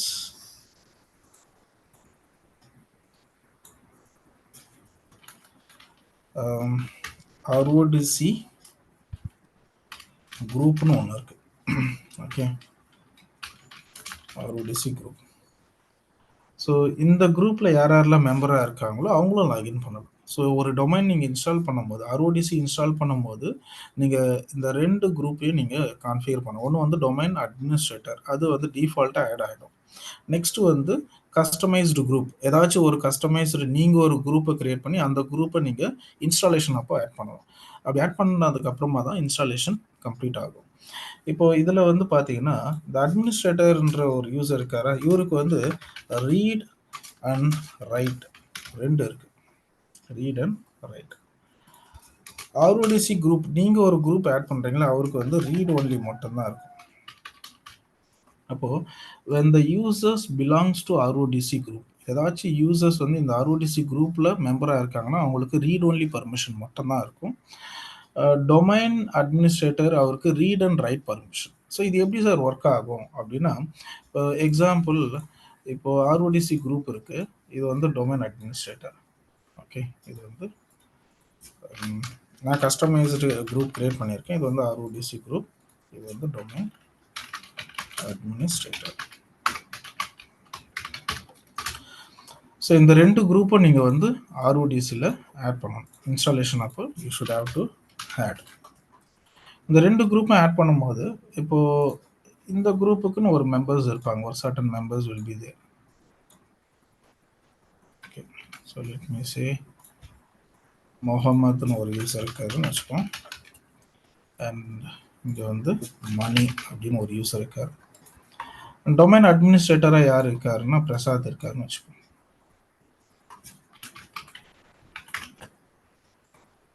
ஓகே, இப்போ இந்த 3 பேர் லாகின் பண்ணும்போது எப்படி அவங்களுக்கு ரெஸ்ட்ரிக்ஷன் கிரியேட் ஆகும் அப்படின்னா, when Prasad logging in a RODC, Prasad login பண்ணுறாரு அப்படின்னா he used to have read and write permission. That means he can able to view whatever inside the RODC. So அதுக்குள்ளே ஆர்ஓடிசிக்குள்ளே எந்த யூசர்ஸ் குரூப்ஸ் எதுவாக இருந்தாலும் அவரால் ஓப்பன் பண்ணி பார்க்க முடியும். ரீட் ஒன்லி பர்மிஷன் இருக்குது. And writable permission, you can make a changes, delete பண்ணலாம், க்ரியேட் பண்ணலாம். சிமிலர் டு அடிஷ்னல் டொமைன் கண்ட்ரோலரில் என்ன பண்ணுறாரோ அது சேம் ஆக்டிவிட்டி அவரால் பண்ண முடியும். ரூட்டில் என்ன பண்ணுறாரோ அந்த ஆக்டிவிட்டி இதில் பண்ண முடியும். யாரால் பண்ண முடியும்னா பிரசாத்ன்ற யூசரால் பண்ண முடியும். Because he belongs to domain administrator group. இந்த டொமைன் அட்மினிஸ்ட்ரேட்டர் குரூப்பில் இவர் மெம்பர் ஆகிட்டார். ஓகே, பட் ஆர்ஓடிசி குரூப்பில் யார் மெம்பராக இருக்காரு அப்படின்னா ரெண்டு பேர் மெம்பராக இருக்காங்க. ஒன்று வந்து முகமதுன்னு ஒருத்தர் இருக்காரு, இன்னொருத்தர் பார்த்தீங்கன்னா மணின்னு ஒருத்தர் இருக்காரு. when Muhammad or Mani logging in a RODC, they used to have read only permission.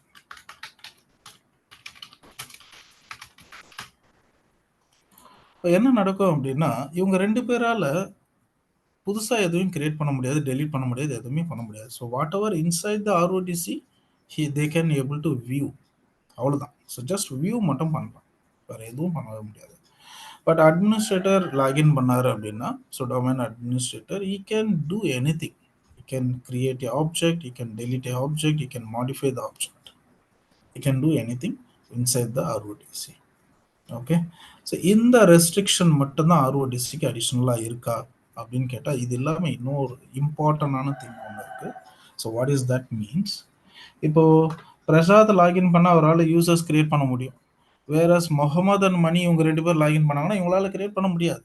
ஏன்னா இது வந்து ஆர்ஓடிசி குரூப். இந்த குரூப் நீங்கள் ஆட் பண்ணணும். இன்ஸ்டாலேஷன் பண்ணும்போது 2 ஃபீல்டு இருக்கும். ஒரு ஃபீல்டில் வந்து டொமைன் அட்மினிஸ்ட்ரேட்டர் ஃபீல்டு இருக்கும், இன்னொரு ஃபீல்டில் வந்து நீங்கள் மேனுவலாக கஸ்டமைஸ்டு குரூப்பை ஆட் பண்ணணும். கஸ்டமைஸ்டு குரூப்புக்கு எப்பவுமே பார்த்தீங்கன்னா ரீட் ஒன்லி பர்மிஷன் தான் இருக்கும்.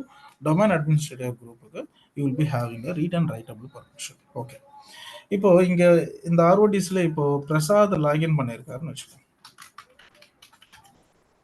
பிரசாத்துக்கு என்ன பர்மிஷன் இருக்குது? Read and write permission. ஏன்னா டொமைன் அட்மினிஸ்ட்ரேட்டருக்கு ரீட் அண்ட் ரைட் பர்மிஷன். இப்போ பிரசாத்தா லாகின் பண்ணி நான் என்ன பண்ணுறேன், ஒரு யூசர் கிரியேட் பண்ணுறேன். Okay, I am going to create a user. User name வந்து அருண் இல்லை அருள் நான் கிரியேட் பண்ணுறேன். அருள் அப்படின்னு நான் ஒரு யூசர் கிரியேட் பண்ணுறேன். சரியா? இப்போ இந்த யூசர் நான் எங்கே கிரியேட் பண்ணுறேன்? ஆர்ஓடிசியில் கிரியேட் பண்ணேன். Who is creating that user? User Prasad. Prasad is the administrator, permission அவருக்கு இருக்குது. So he creating the user. இப்போ இந்த யூசர் யாருக்கு ரெப்ளிகேட் ஆகணும்? Changes happens to the RODC, right? இந்த சேஞ்சஸ் யாருக்கு ரெப்ளிகேட் ஆகணும்? அடிஷனல் டொமைன் கண்ட்ரோலருக்கு ரெப்ளிகேட் ஆகணும், ரூட்டுக்கு ரெப்ளிகேட் ஆகணும். இங்கே அவுட் கோயிங் யாருக்கு இருக்குது? அருள். தட் மீன்ஸ் ஆர்ஓடிசிக்கு அவுட் கோயிங், அண்ட் அடிஷனல் டொமைனுக்கு இன்கமிங், and here incoming. கரெக்டா? கரெக்ட் தானப்பா? So when any changes happens in root, அவர் என்ன பண்ணுறாரு? ஏடிசி அண்ட் ஆர்ஓடிசிக்கு ரெப்ளிகேட் பண்ணுறாரு. ஸோ ரூட்டில் அவுட் கோயிங் டைரக்ஷனாக இருக்குது, ஏடிசி அண்ட் ஆர்ஓடிசிக்கு இன்கமிங்காக இருக்குது. அதே மாதிரி ஏடிசியில் ஏதாச்சும் சேஞ்சஸ் நடந்ததுன்னா ரூட்டுக்கு ரெப்ளிகேட் பண்ணுறாரு அண்ட் ஆர்ஓடிசிக்கு ரெப்ளிகேட் பண்ணுறாரு. இப்போ ஆர்ஓடிசியில் சேஞ்சஸ் நடந்ததுன்னா இவர் யாருக்கு ரெப்ளிகேட் பண்ணணும்? ஏடிசிக்கு ரெப்ளிகேட் பண்ணணும், ரூட்டுக்கு ரெப்ளிகேட் பண்ணும். Correct, right? கரெக்ட் தானேப்பா? பட் இன்னும் மைக்ரோசாஃப்ட் இங்கே தான் ஒரு செக் பாயிண்ட் வச்சுருக்காங்க. What Microsoft suggesting, right? ரூட்டுக்கு மட்டும் தான் பண்ணுவார், யாருக்குமே பண்ண மாட்டார். Okay, but Microsoft they design their product, they given some restriction. நான் அடிஷனல் டொமைன் கண்ட்ரோலர் மாதிரி ஆர்ஓடிசி நான் டிசைன் பண்ணலை. ஆர்ஓடிசி நீங்கள் டிசைன் பண்ணதுக்கு காரணமே என்னன்னா, ரெஸ்ட்ரிக்டட் பிளேஸில் மட்டும்தான் ஆர்ஓடிசியை இன்ஸ்டால் பண்ணும். ஒரு கண்ட்ரி வார் நடந்துகிட்டே இருக்கு, சரியா? சைபர் அட்டாக் வார் நடக்குது, பயோ வார் நடக்குது, அதேமாரி வந்து ஹியூமன் வார் நடந்துகிட்டே இருக்கு. ஸோ அந்த மாதிரி கண்ட்ரியில் என்னோடய பிஸ்னஸ் நல்லா போயிட்டுருக்கு. ஆக்சுவலாக அது மாதிரி போகாது. மைக்ரோசாஃப்டோடைய இமேஜினேஷன் பாருங்கள். அந்த மாதிரி ஒரு சுச்சுவேஷனில் என்னோடய பிஸ்னஸ் போயிட்டுருக்கு. ஒரு கிரிட்டிக்கலான ஒரு சுச்சுவேஷனில் என்னோடய பிஸ்னஸ் நல்லாவே போயிட்டுருக்கு. பட் அந்த இடத்துல நான் ஒரு சர்வர் பிளேஸ் பண்ணுறேன். அந்த சர்வரை நான் ஆளே இல்லாமல் எப்படி கண்ட்ரோல் பண்ணணும்? அந்த சர்வரை ஆக்ட் பண்ணிட்டாங்க. அப்படி இருந்தாலும் அந்த சர்வர்னால எனக்கு எந்த ஒரு இம்பேக்டும் வரக்கூடாது அப்படின்றதுக்காக ஸ்பெஷலாக கிரியேட் பண்ண ப்ராடக்ட் தான் இந்த ஆர்ஓடிசி. அப்போ இந்த ஆர்ஓடிசி என்ன பண்ணுவார் அப்படின்னா, இன்கமிங் ரெப்ளிகேஷன் மட்டும்தான் நடக்கும் ஆர்ஓடிசியில், அவுட் கோயிங் ரெப்ளிகேஷன் நடக்காது. தட் மீன்ஸ் நீங்கள் கிரியேட் பண்ணுற இந்த அருள்ன்ற யூசர் நீங்களே வச்சுங்க, அவ்வளோதான். When you create a user in RODC with the help of domain administrator permission, that user never replicated to other domain controller. Replication நடக்காது.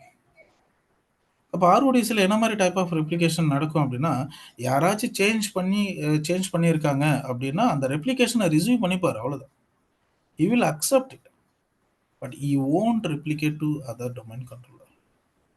அப்போ எந்த சேஞ்சஸ் நடந்தாலும் அது எங்கே இருக்குன்னா ஆர்ஓடிசியில் மட்டும்தான் இருக்கும். அது அவுட் கோயிங் ரெப்ளிகேஷன் நடக்காது.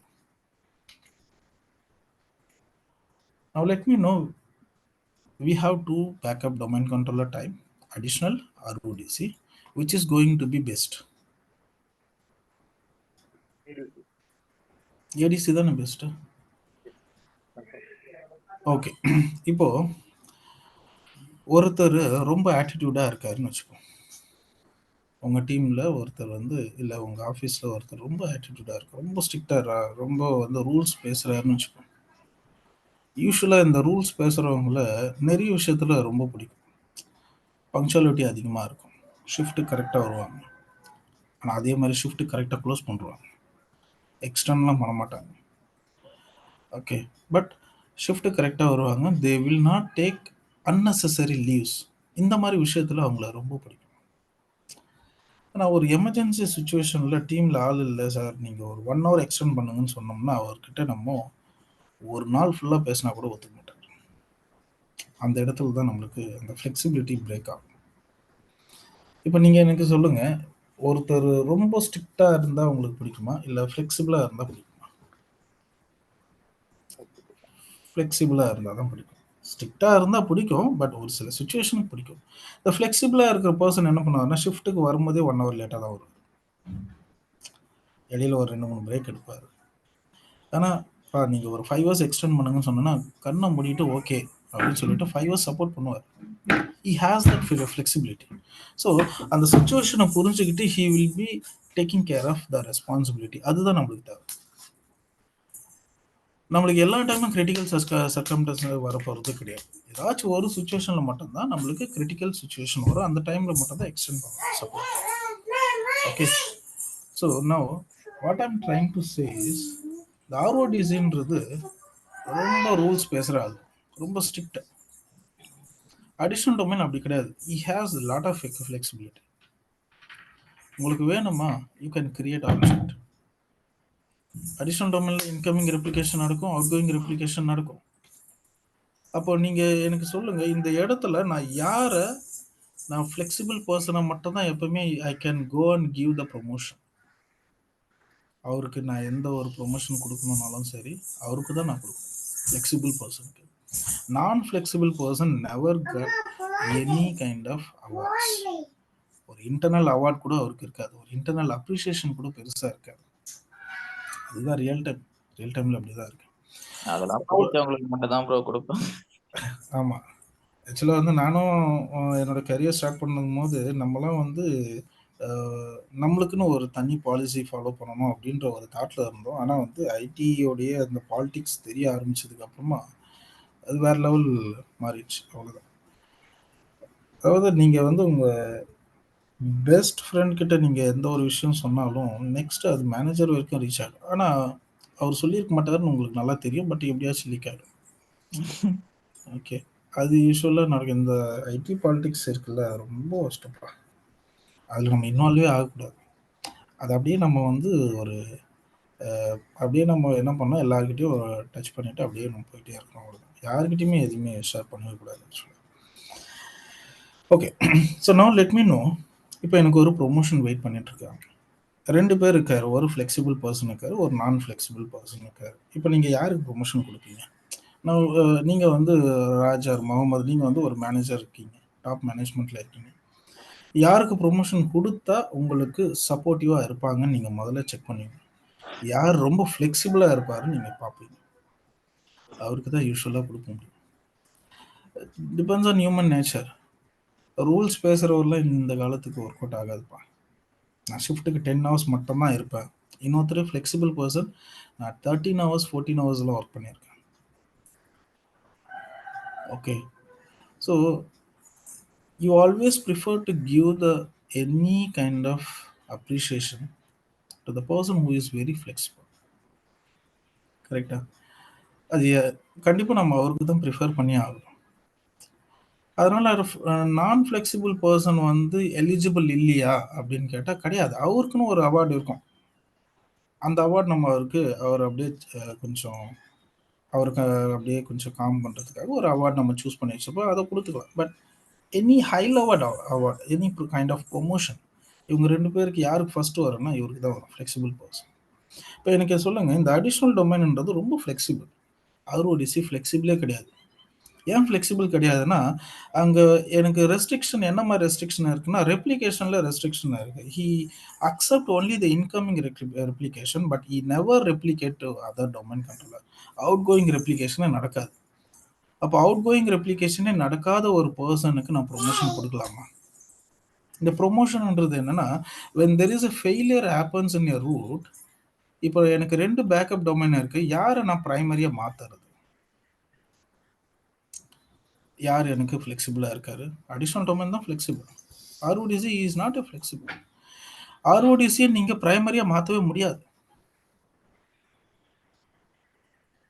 So we have another policy from Microsoft. When you have 2 backup domain controller, ஒன்று வந்து அடிஷ்னல் டொமைன், இன்னொன்று வந்து ஆர்ஓடிசி. இப்போ ரூட்டு ஃபெயிலியர் ஆகிட்டார், root or any new domain controller is going to be failure. You planning to make a backup domain controller as a primary. அப்போது ஆர்ஓடிசியை நீங்கள் ப்ரைமரியாக மாற்ற முடியுமான்னு கேட்டால், ஆர்ஓடிசியை ப்ரைமரியாக மாற்றவே முடியாது. Because RODC is not at all eligible for primary. So இங்கே அவருக்குன்னு ஒரு அவார்டு, ஒரு குறைஞ்சபட்ச அவார்டு இருக்குமான்னு கேட்டால் அது கூட கிடையாது.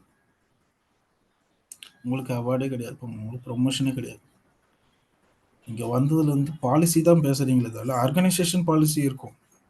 யூ நோ தட் உண்மையிலேயே எம்என்சியில் தே யூஸ் டு ஹாவ் பாலிசி. ஆனால் எங்கேயாச்சும் நீங்கள் அந்த பாலிசி ஃபாலோ பண்ண மாதிரி பார்த்துருக்கீங்களா? ஒரு இடத்துல மட்டும் ஸ்ட்ரிக்டாக ஃபாலோ பண்ணுவாங்க. எப்போனா வந்து செக்யூரிட்டி ப்ரீச்சு, வயலேஷன், செக்ஷுவல் ஹராஸ்மெண்ட்டு, இந்த மாதிரி வந்து நடந்ததுன்னா பாலிசி ஃபாலோ பண்ணுவாங்க.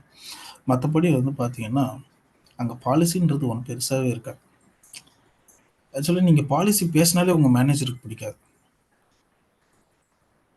எக்ஸாம்பிள் இப்போ வந்து எப்படி சொல்கிறது அப்படின்னா, இப்போ ஒரு ஹாலிடே இருக்குன்னு வச்சுக்கோங்க, ரெஸ்ட்ரிக்டட் ஹாலிடேன்னு இருக்குது, இல்லை எலெக்ஷன் டேக்கு ரெஸ்ட்ரிக்டட் ஹாலிடே. அந்த நாள் நம்ம லீவ் எடுக்கணும். உங்கள் மேனேஜர்கிட்ட இன்றைக்கி நம்ம லீவ் எடுக்கணுங்க sir, restricted holiday as per organization policy, இந்த டேயில் ஒர்க் பண்ணுறவங்களுக்கு டபுள் தி சேலரி வரும், இல்லைன்னா வந்து அவங்களுக்கு ஒரு காம்பன்சேஷன் லீவ் வரும். இப்படிலாம் நீங்கள் பாலிசி பேசுனீங்கன்னா அவருக்கு பிடிக்காது. ஆனால் அதுவே நீங்கள் ஒரு ஷிஃப்ட் டைமுக்கு கரெக்டாக வரல, இல்லை நீங்கள் வந்து ஒரு செக்யூரிட்டி ப்ரீச் பண்ணுறீங்க, இல்லை வந்து நீங்கள் ஏதாச்சும் டேட்டா லீக் பண்ணுறீங்க அப்படின்னு தெரிஞ்சுது அப்படின்னா அப்போ தான் அவர் பேசுவார் பாலிசி. கிட்டத்தட்ட மோர் தென் 2 hours மேலே பேசுவார் உங்ககிட்ட. ஓகே, எப்போல்லாம் ஆர்கனைசேஷனுக்கு அஃபெக்ட் ஆகிற மாதிரி சுச்சுவேஷன் இருக்கோ then the policy will come into the picture. Organization affect ஆகாத மாதிரி இருக்கும்போது அங்கே பாலிசின்னு ஒன்று யாருமே ஃபாலோ பண்ண மாட்டாங்க. ஈவன் தோ இது வந்து நீங்கள் எப்போ சூட்டபுளாக நான் மேட்ச் பண்ண முடியும்னா, இந்த ப்ரொமோஷன் சைக்கிள் வருது இல்லை, அப்போ தான் நீங்கள் இந்த பாலிசி கரெக்டாக ஃபாலோ பண்ணுறாங்களா இல்லையான்னு உங்களுக்கு தெரியும். உங்கள் டீமில் ஒரு 4 பேர் இருப்பார், அவரோட நீங்கள் பெட்டராக பண்ணியிருப்பீங்க, ஆனால் உங்களுக்கு ப்ரொமோஷன் வராது. இன்னொருத்தர் இருப்பார், அவர் எப்பவுமே மேனேஜர் கூட தான் இருப்பார். ஓகே, மேனேஜரோடைய கம்ப்ளீட் பர்சனல் பிலாங்கிங்ஸ் எல்லாத்தையும் அவர் தான் கேரி பண்ணுவார், அந்த அளவுக்கு ரொம்ப க்ளோஸ்னு வச்சுக்கோங்க. ஆனால் அவர் ஒர்க் பண்ணவே மாட்டார், but he is to get onsite opportunity, is to get a promotion. இது நடக்குதா இல்லையான்றது நிறைய பேர் இங்கே இருக்கிறவங்க எல்லாருக்குமே தெரியும். இது இன்னைக்குமே நடந்துட்டு இருக்கா இல்லையான்றது எல்லாருக்குமே தெரியும். ரைட்டா? எஸ் ப்ரோ, கண்டிப்பாக இது நடக்கும். எல்லாருக்கும் இது ஒத்து வராது. பட் இது ஒரு கைண்ட் ஆஃப் ஒரு டேலண்ட் வேணும். இந்த மாதிரி வந்து எதை சொன்னாலும் நம்ம வந்து சகிச்சுட்டு போகணும். இதுக்கு நம்ம சகிப்புத்தன்மை கண்டிப்பாக வேணும். அது எல்லாருக்குமே இருக்குமான்னு கேட்டால் கிடையாது. ஓகே, நம்மளுக்குன்னு ஒரு செல்ஃப் ரெஸ்பெக்ட் இருக்கா, அந்த ரெஸ்பெக்ட் எப்போ ஸ்பாயில் ஆகிற மாதிரி இருக்கோ அப்போ அந்த கம்பெனி விட்டு நம்ம வெளியே வந்தோம். இதுதான் நடக்கும். நானும் அந்த மாதிரி தான் பண்ணியிருக்கேன். யூஸ்வலாக நம்ம ஒரு கம்பெனி விட்டு சேஞ்ச் பண்ணும்போது இந்த ஒரு சுச்சுவேஷனில் தான் சேஞ்ச் பண்ணுவோம். ஒன்று வந்து பேக்கேஜ் கம்மியாக இருக்குது, இல்லை நம்ம எதிர்பார்த்தது கிடைக்கல அப்படின்னா then you can move on to different company. Right? அதே கம்பெனியில் நம்ம இருக்க மாட்டோம். இப்போ செல்ஃப் ரெஸ்பெக்ட்ன்றது ரொம்ப முக்கியம். ஓகே, ஸோ அவரை மாதிரி ஆளுக்கு தான் வந்து ஆக்சுவலாக எதுவுமே கிடைக்காது. ஆனால் யாரெல்லாம் செல்ஃப் ரெஸ்பெக்ட் எதிர்பார்க்கல, ஓகே நம்ம மேனேஜருக்கு நம்ம சப்போர்ட்டிவாக இருக்கலாம், அவர் என்ன சொன்னாலும் வந்து ஓகே சார் சூப்பர் ஃபைன் அப்படின்ற மாதிரி வேர்டிங் கொடுத்தா அவருக்கு ரொம்ப பிடிச்சி போயிடும். ஸோ யார் ஃப்ளெக்சிபிளாக இருக்காரோ அவருக்கு தான்ப்பா எல்லாமே கிடைக்கும். ஸோ இங்கே வந்து எனக்கு ஃப்ளெக்சிபிள் யாருன்னு கேட்டால் அடிஷனல் டொமைன் தான் ஃப்ளெக்சிபிள். ஆர்ஓடிசி ஃப்ளெக்சிபிலிட்டியே கிடையாது. ஏன்னா அவர் என்ன சொல்கிறாரு, நான் இன்கமிங் ரெப்ளிகேஷன் தான் சார், நான் யார் கொடுத்தாலும் நான் வாங்கிப்பேன், ஆனால் நான் யாருக்கும் கொடுக்க மாட்டேன் sir. I will not help any one. என்கிட்ட கிரியேட் பண்ணுற ஆப்ஜெக்ட் என்கிட்ட தான் இருக்கும், நான் யாருக்கும் நான் ஷேர் பண்ண மாட்டேன். அப்போ நீ ஃப்ளெக்சிபிள் கிடையாது. இப்போ மைக்ரோசாஃப்டே வந்து அவனே முத்திர குத்துறான். So RODC is not at all எலிஜிபிள்ப்பா. Converting as a primary domain RODC எலிஜிபிளே கிடையாது. It's not eligible domain. அங்கே உங்களுக்கு ஒரு வேர்டிங்கே வந்துடும். I will show you in practical session. RODC is not at all eligible to convert as a primary domain, whereas additional domain is the one you can convert as a primary. இப்போ எனக்கு சொல்லுங்க, let me come into the first picture. Okay, இப்போ எனக்கு வந்து எதை choose பண்ணால் எனக்கு பெட்டராக இருக்கும், RODC ஆர் அடிஷனல் டொமைன்? இன்னைக்கு வந்து ரொம்ப கம்மியாயிடுச்சு. இந்த மாதிரி வார் சுச்சுவேஷன் இருக்கக்கூடிய கண்ட்ரி பார்த்தீங்கன்னா மேபி உக்ரைன் கண்டினியூ ஆகிட்டே இருக்கு மோர் தென் எ இயர். அண்ட் இதுக்கு முன்னாடிலாம் பார்த்தீங்கன்னா யூனோ ஒரு சில டெரரிஸ்ட் கண்ட்ரிலலாம் வந்து they always prefer to deploy RODC. 20 years பேக்லாம் பார்த்தீங்கன்னா சோமாலியா அந்த மாதிரி கண்ட்ரீஸில் ஒரு உங்களோட பிஸ்னஸ் ரன் ஆகுது அப்படின்னா RODC தான் டிப்ளாய் பண்ணுவாங்க. மைக்ரோசாஃப்டே சஜஸ்ட் பண்ணுறது RODC தான். ஆக்சுவலாக அதுக்கப்புறமா வந்து லேட்டர் பாயிண்டில் டெக்னாலஜி நிறைய டெவலப் ஆக ஆரம்பித்ததுக்கப்புறமா வந்து ஸோ அது மாதிரி ரிமூவ் பண்ணிட்டாங்க. ஸோ மைக்ரோசாஃப்ட் அவனுடைய அஃபிஷியல் பிளாக்ல so wherever the country making terrorism so prefer to go RODCன்ற மாதிரி இருந்தது. But later point they remove it actually. அதனால நிறைய சென்சேஷனல் இஷ்யூலாம் கிரியேட் ஆயிடுச்சு. ஸோ ஐம் டாக்கிங் அபவுட் ஒரு 20 years பேக். அப்புறம் இப்போ வந்து அந்த RODC டிப்ளாய் பண்ணுற சுச்சுவேஷனே தேவையில்லை நம்மளுக்கு. RODCயும் ஒன்றும் தேவையே படாது. So every organization they use to prefer additional domain controller. But still ஒரு சில ஆர்கனைசேஷன் RODC யூஸ் பண்ணுறாங்க. Okay, after deployment RODC install பண்ணதுக்கு அப்புறமா RODCலேருந்து ADCக்கு மாற்ற முடியுமான்னு கேட்டால் அது மாற்ற முடியாது. இந்த நேச்சர் ஆஃப் டொமைனை மாற்றவே முடியாது. ஒரு சிலரை மாற்றலாம். ஓகே, ஒரு சிலர் வந்து ரூல்ஸ் ஃபாலோ பண்ணுறவங்கள மாற்றுறது ரொம்ப கஷ்டம்ப்பா. வாய்ப்பே இல்லை. அவங்க அப்படியே வளர்ந்துட்டாங்க. அவங்கள அவங்க போக்கிலே விட்டுறணும். அவங்கள போய் நீங்கள் சேஞ்ச் பண்ணுறீங்கன்னு பண்ணீங்கன்னா உங்களையே போட்டு கொடுத்துருவார். ஸோ நீங்கள் அந்த ரிஸ்கில் எடுக்கவே கூடாது. அவர் போக்கிலே விட்டுறணும். பட் ஃப்ளெக்சிபிள் பர்சனை வந்து நீங்கள் ஒரு ரூல்ஸ் பேசுகிற பர்சனுக்கு ஈக்குவலாக மாற்ற முடியுமான்னு கிடையாது. அவர் இன்னும் ஃப்ளெக்சிபிளாக மாற்றலாம். அந்த ஃப்ளெக்சிபிலிட்டி இருக்கும். ஓகே, ரொம்ப வந்து எதை சொன்னாலும் கேட்குறாரு, ரொம்ப சப்போர்ட்டிவாக இருக்காரு அப்படின்னா அவர் இன்னும் நீங்கள் ஒர்க் கொடுத்தாலும் அவர் அக்செப்ட் பண்ணிப்பார். அந்த flexibility you can create more flexibility. But rules பேசுகிற பர்சன் கிட்ட நம்ம அந்த ஃப்ளெக்சிபிலிட்டி எதிர்பார்க்கவே முடியாது. அவர் இன்னும் அதிகமாக ரூல்ஸ்லாம் படிச்சுட்டு பேச ஆரம்பிச்சிடுவார். Okay, so you may not be converting a type of domain controller after installed it. That means ஒரு additional domain ஒரு RODC இன்ஸ்டால் பண்ணதுக்கு அப்புறம் கன்வெர்ட் பண்ண முடியாது. அதோட நிறைய பேர் இந்த கொஸ்டின்ஸ் வந்து மைக்ரோசாஃப்ட் ஃபாரமில் போட்டிருக்காங்க. ஏன் வந்து கன்வெர்ட் பண்ண முடியல, அந்த மாதிரி கன்வர்ஷன் இருந்தால் பெட்டராக இருக்குமே. பட் ஸ்டில் மைக்ரோசாஃப்ட் சைட்லேருந்து what they are trying to say is so we will be taking this kind of request in our next product develop அப்படின்னு தான் அவங்க சொல்லுவாங்க. பட் இதுதான் வந்து இப்போதைக்கு இருக்கக்கூடிய ஒரு எக்ஸ்பெக்டேஷன் டொமைனில். ஒரு ரூட் இன்ஸ்டால் பண்ணதுக்கப்புறம் கன்வெர்ட் பண்ண முடியுமா? கன்வெர்ட் பண்ணலாம். அடிஷ்னல் டொமைனில் கன்வெர்ட் பண்ணலாம். ஒரு அடிஷ்னல் இன்ஸ்டால் பண்ணதுக்கப்புறமா கன்வெர்ட் பண்ண முடியுமா? ரூட்டாக கன்வெர்ட் பண்ணலாமா? கன்வெர்ட் பண்ணலாம். ஒரு சைல்டு டொமைனுக்கு அடிஷ்னல் இன்ஸ்டால் பண்ணியிருக்கீங்க, இந்த அடிஷ்னல் டொமைனை சைல்டு டொமைனை கன்வெர்ட் பண்ண முடியுமா? பண்ணலாம். ஸோ ஒரு பிரைமரியா செகண்டரியை பிரைமரியாக மாற்றலாம். வேற RODCயில் இருந்தால் மட்டும் you should not convert it. உங்களால் கன்வெர்ட் பண்ண முடியாது. RODCக்கு மட்டும்தான் அந்த ரெஸ்ட்ரிக்ஷன் இருக்கு. ஸோ RODCயை கன்வெர்ட் பண்ண முடிஞ்சா it will be better. You can install RODC whenever you need. இல்லை எனக்கு RODCயோடைய ரிக்குவயர்மெண்ட் தேவையில்லை, then you can convert to additional domain or root. But அந்த ஒரு டிசைன் ஒன்றும் மைக்ரோசாஃப்ட் கொண்டு வரல. So if you install additional domain you can convert as a பிரைமரியாக செகண்டரியாக மாற்றலாம். ஸோ பிரைமரி செகண்டரியாக மாற்றுறது, செகண்டரி பிரைமரியாக மாற்றுறது அது அடிஷ்னல் டொமைன் கண்ட்ரோலரில் மட்டும்தான் நடக்கும், RODCயில் கிடையாது. So we have the restriction நம்மளுக்கு என்ன ரெஸ்ட்ரிக்ஷன் இருக்குது, ரெப்ளிகேஷனில் இன்கமிங் அவுட் கோயிங் ரெப்ளிகேஷன் இருக்குது. அடிஷனல் டொமைன் என்ன பண்ணுறாரு, இன்கமிங் அவுட் கோயிங் ரெப்ளிகேஷன் ரெண்டுத்தையும் அக்செப்ட் பண்ணுறாரு. நியூ டொமைன் கண்ட்ரோலில் இன்கமிங் அவுட் கோயிங் ரெப்ளிகேஷன் நடக்குது. வேற ஆர்ஓடிசியில் மட்டும் இன்கமிங் ரெப்ளிகேஷன் மட்டும்தான், அவுட் கோயிங் ரெப்ளிகேஷன் கிடையாது. ஸோ அதனால் RODC is not at all eligible for converting as a primary domain controller. இந்த ஒரு ரெஸ்ட்ரிக்ஷன்னால தான் அவரை ப்ரைமரியாக கன்வெர்ட் பண்ண முடியும். அந்த ஒரு ஃப்ளெக்சிபிலிட்டி இருந்ததுன்னா நம்ம அந்த ப்ரைமரின்ற ஒரு ப்ரொமோஷன் கொடுக்கலாம்ல. அந்த ஃப்ளெக்சிபிலிட்டி அவர்கிட்ட இல்லை. மைக்ரோசாஃப்டும் பெருசாக அதை கன்சிடர் பண்ணலை. ஸோ அதனால் so we should not choose RODC for converting as a primary domain. And again உங்களுக்கு backup domain controller, so failure நெட்ஒர்க்கில் உங்களுக்கு பேக்கப் டொமைன் கண்ட்ரோலர் சப்போர்ட்டிவாக இருக்கணும் அப்படின்னா you should not choose RODC. RODC நீங்கள் சூஸ் பண்ணக்கூடாது. அடிஷ்னல் டொமைன் கண்ட்ரோலர் மட்டும் தான் இன்ஸ்டால் பண்ணணும். ஸோ அப்போ ஒரு அடிஷ்னல் டொமைன் டவுன் ஆயிடுச்சுன்னா you can convert other additional domain controller as primary. இதை நீங்கள் ப்ரைமரியாக மாற்றலாம். ஓகே, பட் இங்கே பார்த்தீங்கன்னா உங்களுக்கு 4 டொமைன் கண்ட்ரோலர் இருக்குது. That means 4 times. So when ever the failure happens, so இவர்கிட்ட ஃபெயிலியர் நடந்ததுன்னா ஏடிசி 2 நீங்கள் ப்ரைமரியாக மாற்றலாம். ஏடிசி 2 ஃபெயிலியர் நடக்குது அப்படின்னா ஏடிசி 3 ப்ரைமரியாக மாற்றலாம். இங்கே ஃபெயிலியர் நடக்குது அப்படின்னா you can convert as ADC 4. இதுலேயும் ஃபெயிலியர் நடக்குது அப்படின்னா அப்போ உங்கள் என்விரான்மெண்ட்டில் ஒரு ப்ராப்ளம் இருக்குது, இல்லை உங்கள் டீம்லேயே யாரோ ஒரு பிளாக் ஷிப் இருக்காரு, அவர் தான் இந்த ப்ராப்ளத்தை கிரியேட் பண்ணுறாருன்னு அர்த்தம். ஓகே, ஸோ புரியுதாப்பா? So the difference between additional domain and ஆர்ஓடிசி.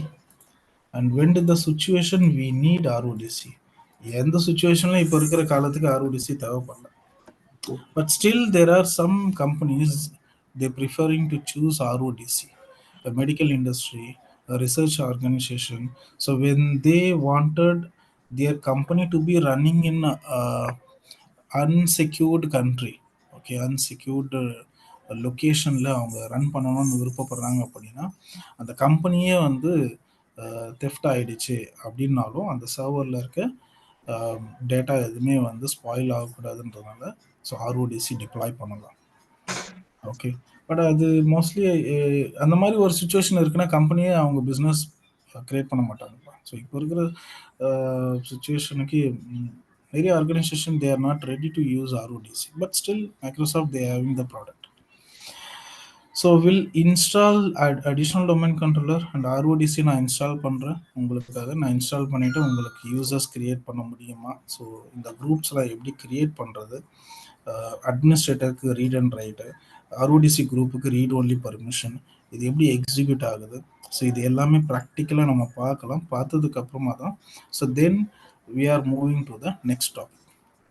Okay, so let's understand the difference between additional domain and RODC. அது மட்டும் புரிஞ்சுங்க. And let me give the theory. Next class நான் உங்களுக்கு தியரி தான்ப்பா. So the difference, key difference மட்டும் நான் உங்களுக்கு தரேன். ஸோ கீ டிஃப்ரென்ஸ்ன்றது ஒன்றும் இல்லை, இப்போ நீங்கள் என்னென்ன பார்த்தீங்களோ அதுதான் key difference. Okay, so the restriction, what are the restrictions given to RODC and additional domain controller, and so how many partitions will be replicated to additional domain and RODC. Additional domain primary மாற்ற முடியும், RODC primary மாற்ற முடியாது. So what is the restriction? So இதுதான் வந்து key difference. So இதை நம்ம Monday போல் நம்ம பார்க்கலாம். சாரி, நாட் மண்டே, டியூஸ்டே நம்ம பார்க்கலாம்ப்பா. ஸோ இது ஜஸ்ட் கோ த்ரூ பண்ணுங்கள். மண்டே வேணாம், ஸோ டியூஸ்டேலேருந்து ஃப்ரைடே வரைக்கும் கண்டினியூ பண்ணிக்கலாம். Okay, next week sir O365 எப்போ தோங்குறீங்க? ஆஃபீஸ் 365 எனக்கு தெரியலப்பா. மேபி AWS இன்னும் ஒரு 2 வாரம் கழிச்சு ஸ்டார்ட் பண்ணுற மாதிரி பிளான் இருக்குது. எதில் sir? Daily morning batch. So இந்த MCC முடிஞ்சதுக்கு அப்புறமா AWS ஸ்டார்ட் ஆகும் நினைக்கிறேன். சொல்யூஷன் ஆர்கிடெக்ட் இது ரெண்டுமே கவர் ஆகும்ப்பா. Okay sir. சார் அப்போ நாங்கள் இதே டைமில் அதோட கண்டினியூ ஆகிறேன். Same okay time. Okay okay. அப்போ O365 இப்போதைக்கு ஐடியா இல்லை.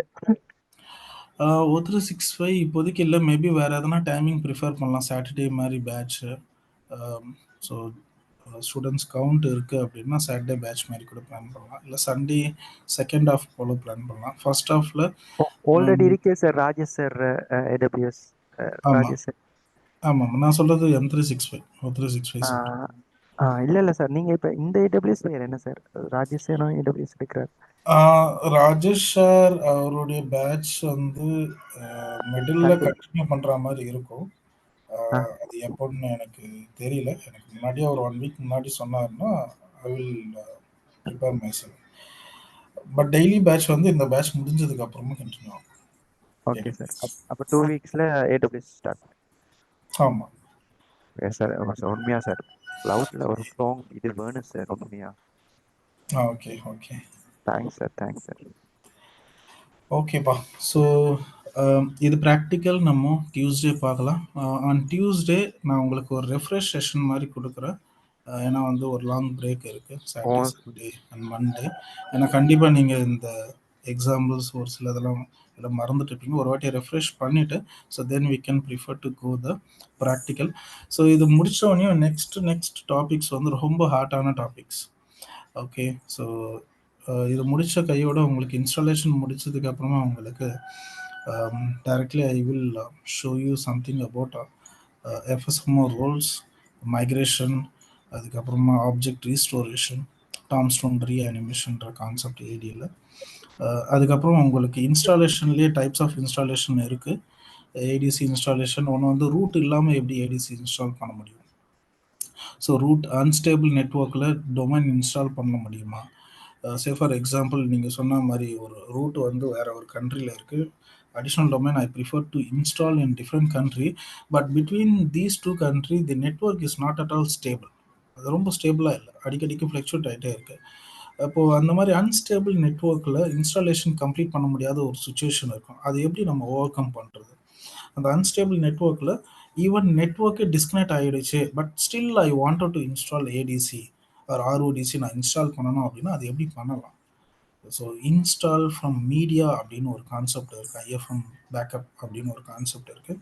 அதாவது என்ன இன்ஃபர்மேஷன் தேவையோ அதை வந்து பேக்கப் எடுத்துகிட்டு ரூட்லேருந்து பேக்கப் எடுத்துகிட்டு அந்த ஸ்டோரேஜை நீங்கள் யூஸ் பண்ணி you going to install the new domain, additional domain and RODC. So அதை எப்படி இன்ஸ்டால் பண்ணுறதுன்னு பார்க்கலாம். அண்டு வந்து using the PowerShell script, script வழியாக எப்படி ஏடிசி அண்ட் ஆர்ஓடிசி அன்அட்டண்டட் ஃபைலுன்னு ஒரு கான்செப்ட் இருக்குது. அதை எப்படி கிரியேட் பண்ணுறது, அது எப்படி மேனுவலாக நம்மளே உருவாக்குறது, இல்லை கஸ்டமைஸ் எப்படி பண்ணலாம், அதை நம்ம பார்க்கலாம். சரி, ஸோ இந்த டைப் ஆஃப் இன்ஸ்டாலேஷன் முடிச்சதுக்கப்புறம் then slowly we can move on to the topics. Group policy உங்களுக்கு file sharing and security permission முடிச்சதுக்கப்புறமா குரூப் பாலிசி பார்க்கலாம். ஏன்னா குரூப் பாலிசிக்கு NTFS பர்மிஷன் ரொம்ப இம்பார்ட்டன்ட். உங்களுக்கு அந்த NTFS பர்மிஷன் வந்து ஒரு நாள் ஒரு கிளாஸில் உங்களுக்கு கிளியராக சொல்லி புரிய வச்சா மட்டும்தான் you will be having better idea. So sharing security எப்படி ஒர்க் ஆகுது, நம்ம எல்லாருக்கும் தெரியும் ஃபைல் ஷேரிங் எப்படி பண்ணணும்ன்ட்டு. பட் இருந்தாலும் அது நீங்கள் வந்து கான்செப்ட் படி நீங்கள் பார்க்கும்போது பர்மிஷன், NTFS பர்மிஷனில் என்னென்ன இருக்குன்னு டீட்டெயிலாக நீங்கள் பார்க்கும்போது you will be having A clear picture. So அது நம்ம பார்க்கலாம். சரியா? ஸோ ஒரு சில டாப்பிக்கு பேசிக்ஸ் இருக்குது, அதை முடிச்சுட்டு அப்படியே அந்த டாபிக் ப்ரைம் டாப்பிக்கை கவர் பண்ணிகிட்டே போகலாம். சரியா? ஓகேப்பா. So next week maximum we will be covering the site topology, replications and the trust relationship, installation of additional domain, RODC, migration, group policy. So இது எல்லாமே கவர் பண்ணுற மாதிரி பிளான் பண்ணுவோம். பட் அட்லீஸ்ட் இதில் ஒரு 70% ஆச்சு கவர் பண்ணலாம். பார்க்கலாம் எப்படி இருக்குன்னு சுச்சுவேஷன் பார்க்கலாம். சார் இன்னைக்கு படிச்சதை கொஞ்சம் தியரி மாதிரி தந்துருங்க சார் நோட் பேட்ல, நான் அடுத்த கிளாஸ். நான் இதோட தியரி நான் உங்களுக்கு நெக்ஸ்ட் கிளாஸ் நான் தரேன்ப்பா. Okay sir. Okay, so theory நம்ம கண்டிப்பாக பார்க்கலாம். Okay sir. Okay, so any கொஸ்டின்ஸ்ப்பா from anyone? Thanks sir, thanks sir. No sir. Okay, so பார்ப்போம். வீக்கெண்ட் ஜாலியாக என்ஜாய் பண்ணுங்கள். டைம் கிடைச்சுன்னா ப்ராக்டிஸ் பண்ணுங்கள். பட் அதுக்காக டைம் கிடைக்கலன்னு சொல்லாதீங்க. டைம் அலோகேட் பண்ணிவிட்டு நீங்கள் ப்ராக்டிஸ் பண்ணுங்கள். Okay sir. ஓகேப்பா, ஸோ நம்ம பார்ப்போம். பிரசாத், இது ஏதாச்சும் தெரிஞ்சுதாப்பா உங்களோட மிஷின் விஎம்? நோ சார், எப்படி ரிமோட் செட் பண்ணுவோம்? ஒரு வாட்டி OS இன்ஸ்டால் பண்ணி பார்க்குறீங்களா, ரீஇன்ஸ்டாலேஷன்? மேக்ஸிமம் நான் பார்த்த ரெசல்யூஷன் ரெக்கமெண்ட் பண்ணுறது எல்லாருமே வந்து ஒரு நியூ இமேஜ் OS. அது லைசன்ஸ்டா? ஆமாம் சார், நியூ லேப்டாப்பா? ஆமாம் சார், 2 months தான் ஆச்சு. என்ன அது Lenovo or HP? HP sir. Okay. HP HP பயாஸ்ல சேஞ்ச் பண்ணணும்னு சொன்னீங்களே ப்ரோ. அவர் பயாஸில் சேஞ்ச் பண்ணுறது ஓகே, பட் அவருக்கு அந்த ஹைப்பர் வின்ற ஆப்ஷனே அவருடைய கண்ட்ரோல் பண்ணல இல்லைப்பா. அதுதான் ப்ரோ, எந்த ஹெச்பி லேப்டாப் தான் ஃபர்ஸ்ட் ஹைப்பர் வி காட்டவே இல்லை. பயாஸ்ல ஓகே. சேஞ்ச் பண்ண ப்ரோ வியூ ஆச்சு. அது அதுதான் என்ன உங்ககிட்ட கீ? ஆல்ரெடி நான் ஃபர்ஸ்ட் பேசியிருந்தேன்ல. ஓகே. அப்போ அது என்ன கீ யூஸ் பண்ணீங்க பயாஸ் சென்டருக்கு? அந்த கீ அவருக்கு சஜஸ்ட் பண்ணுங்க. ஓகே. பிரசாத், நீங்கள் அதை ரீஸ்டார்ட் பண்ணிவிட்டு அந்த கீ கண்டினியூஸாக ப்ரெஸ் பண்ணிங்கன்னா பயாஸ் மோடுக்கு போகும். அதில் போய் இன்டெல் விடி மாதிரி அதனால் ஆப்ஷன் இருக்கா பாருங்கள். அதை வந்து டிசேபிள் இருந்ததுன்னா எனேபிள் கொடுத்துட்டு ஒரு வாட்டி ஒன்றா ட்ரை பண்ணி பாருங்கள். அதே மாதிரி சிங்கிள் ஓஎஸ்ஆர் இருந்தா ஷோ ஆக மாட்டேங்குது ப்ரோ. அதையும் சிங்கிள் செக் வாய்ஸ் பண்ணேன். சிங்கிள் லாங்குவேஜ் ஓஎஸ்ஆர் இருந்தா hyper V enable hyper V கான்செப்டே காட்ட மாட்டேங்குது பயாஸ் மோட்ல. பட் அந்த ஆனால் நியூ இஷ்யூஸ் வேற இருக்கு. லேப்டாப்புக்கு மேக்ஸிமம் அவங்க சிங்கிள் லாங்குவேஜ் ஓஎஸ் தான் கொடுத்துருப்பாங்க. எதெல்லாம் காஸ்ட் கம்மி பண்ணுமோ அதெல்லாம். ஆமா ப்ரோ, இப்போ வர நியூ லேப்டாப்ஸ் எல்லாமே சிங்கிள் லாங்குவேஜ் ஓஎஸ் தான் வருது ரீசெண்டா. But so okay. அந்த மாதிரி இருந்துச்சுன்னா ஷோ ஆகாது. பயாஸ்ல எனேபிள் பண்ணாலும் ஷோ ஆகல. நானும் அதனால தான் சிங்கிள் லாங்குவேஜ் ஓஎஸ்ன்றதுனால பயாஸ்ல ஷோ ஆகலன்ட்டு புதுசா ஓஎஸ் இன்ஸ்டால்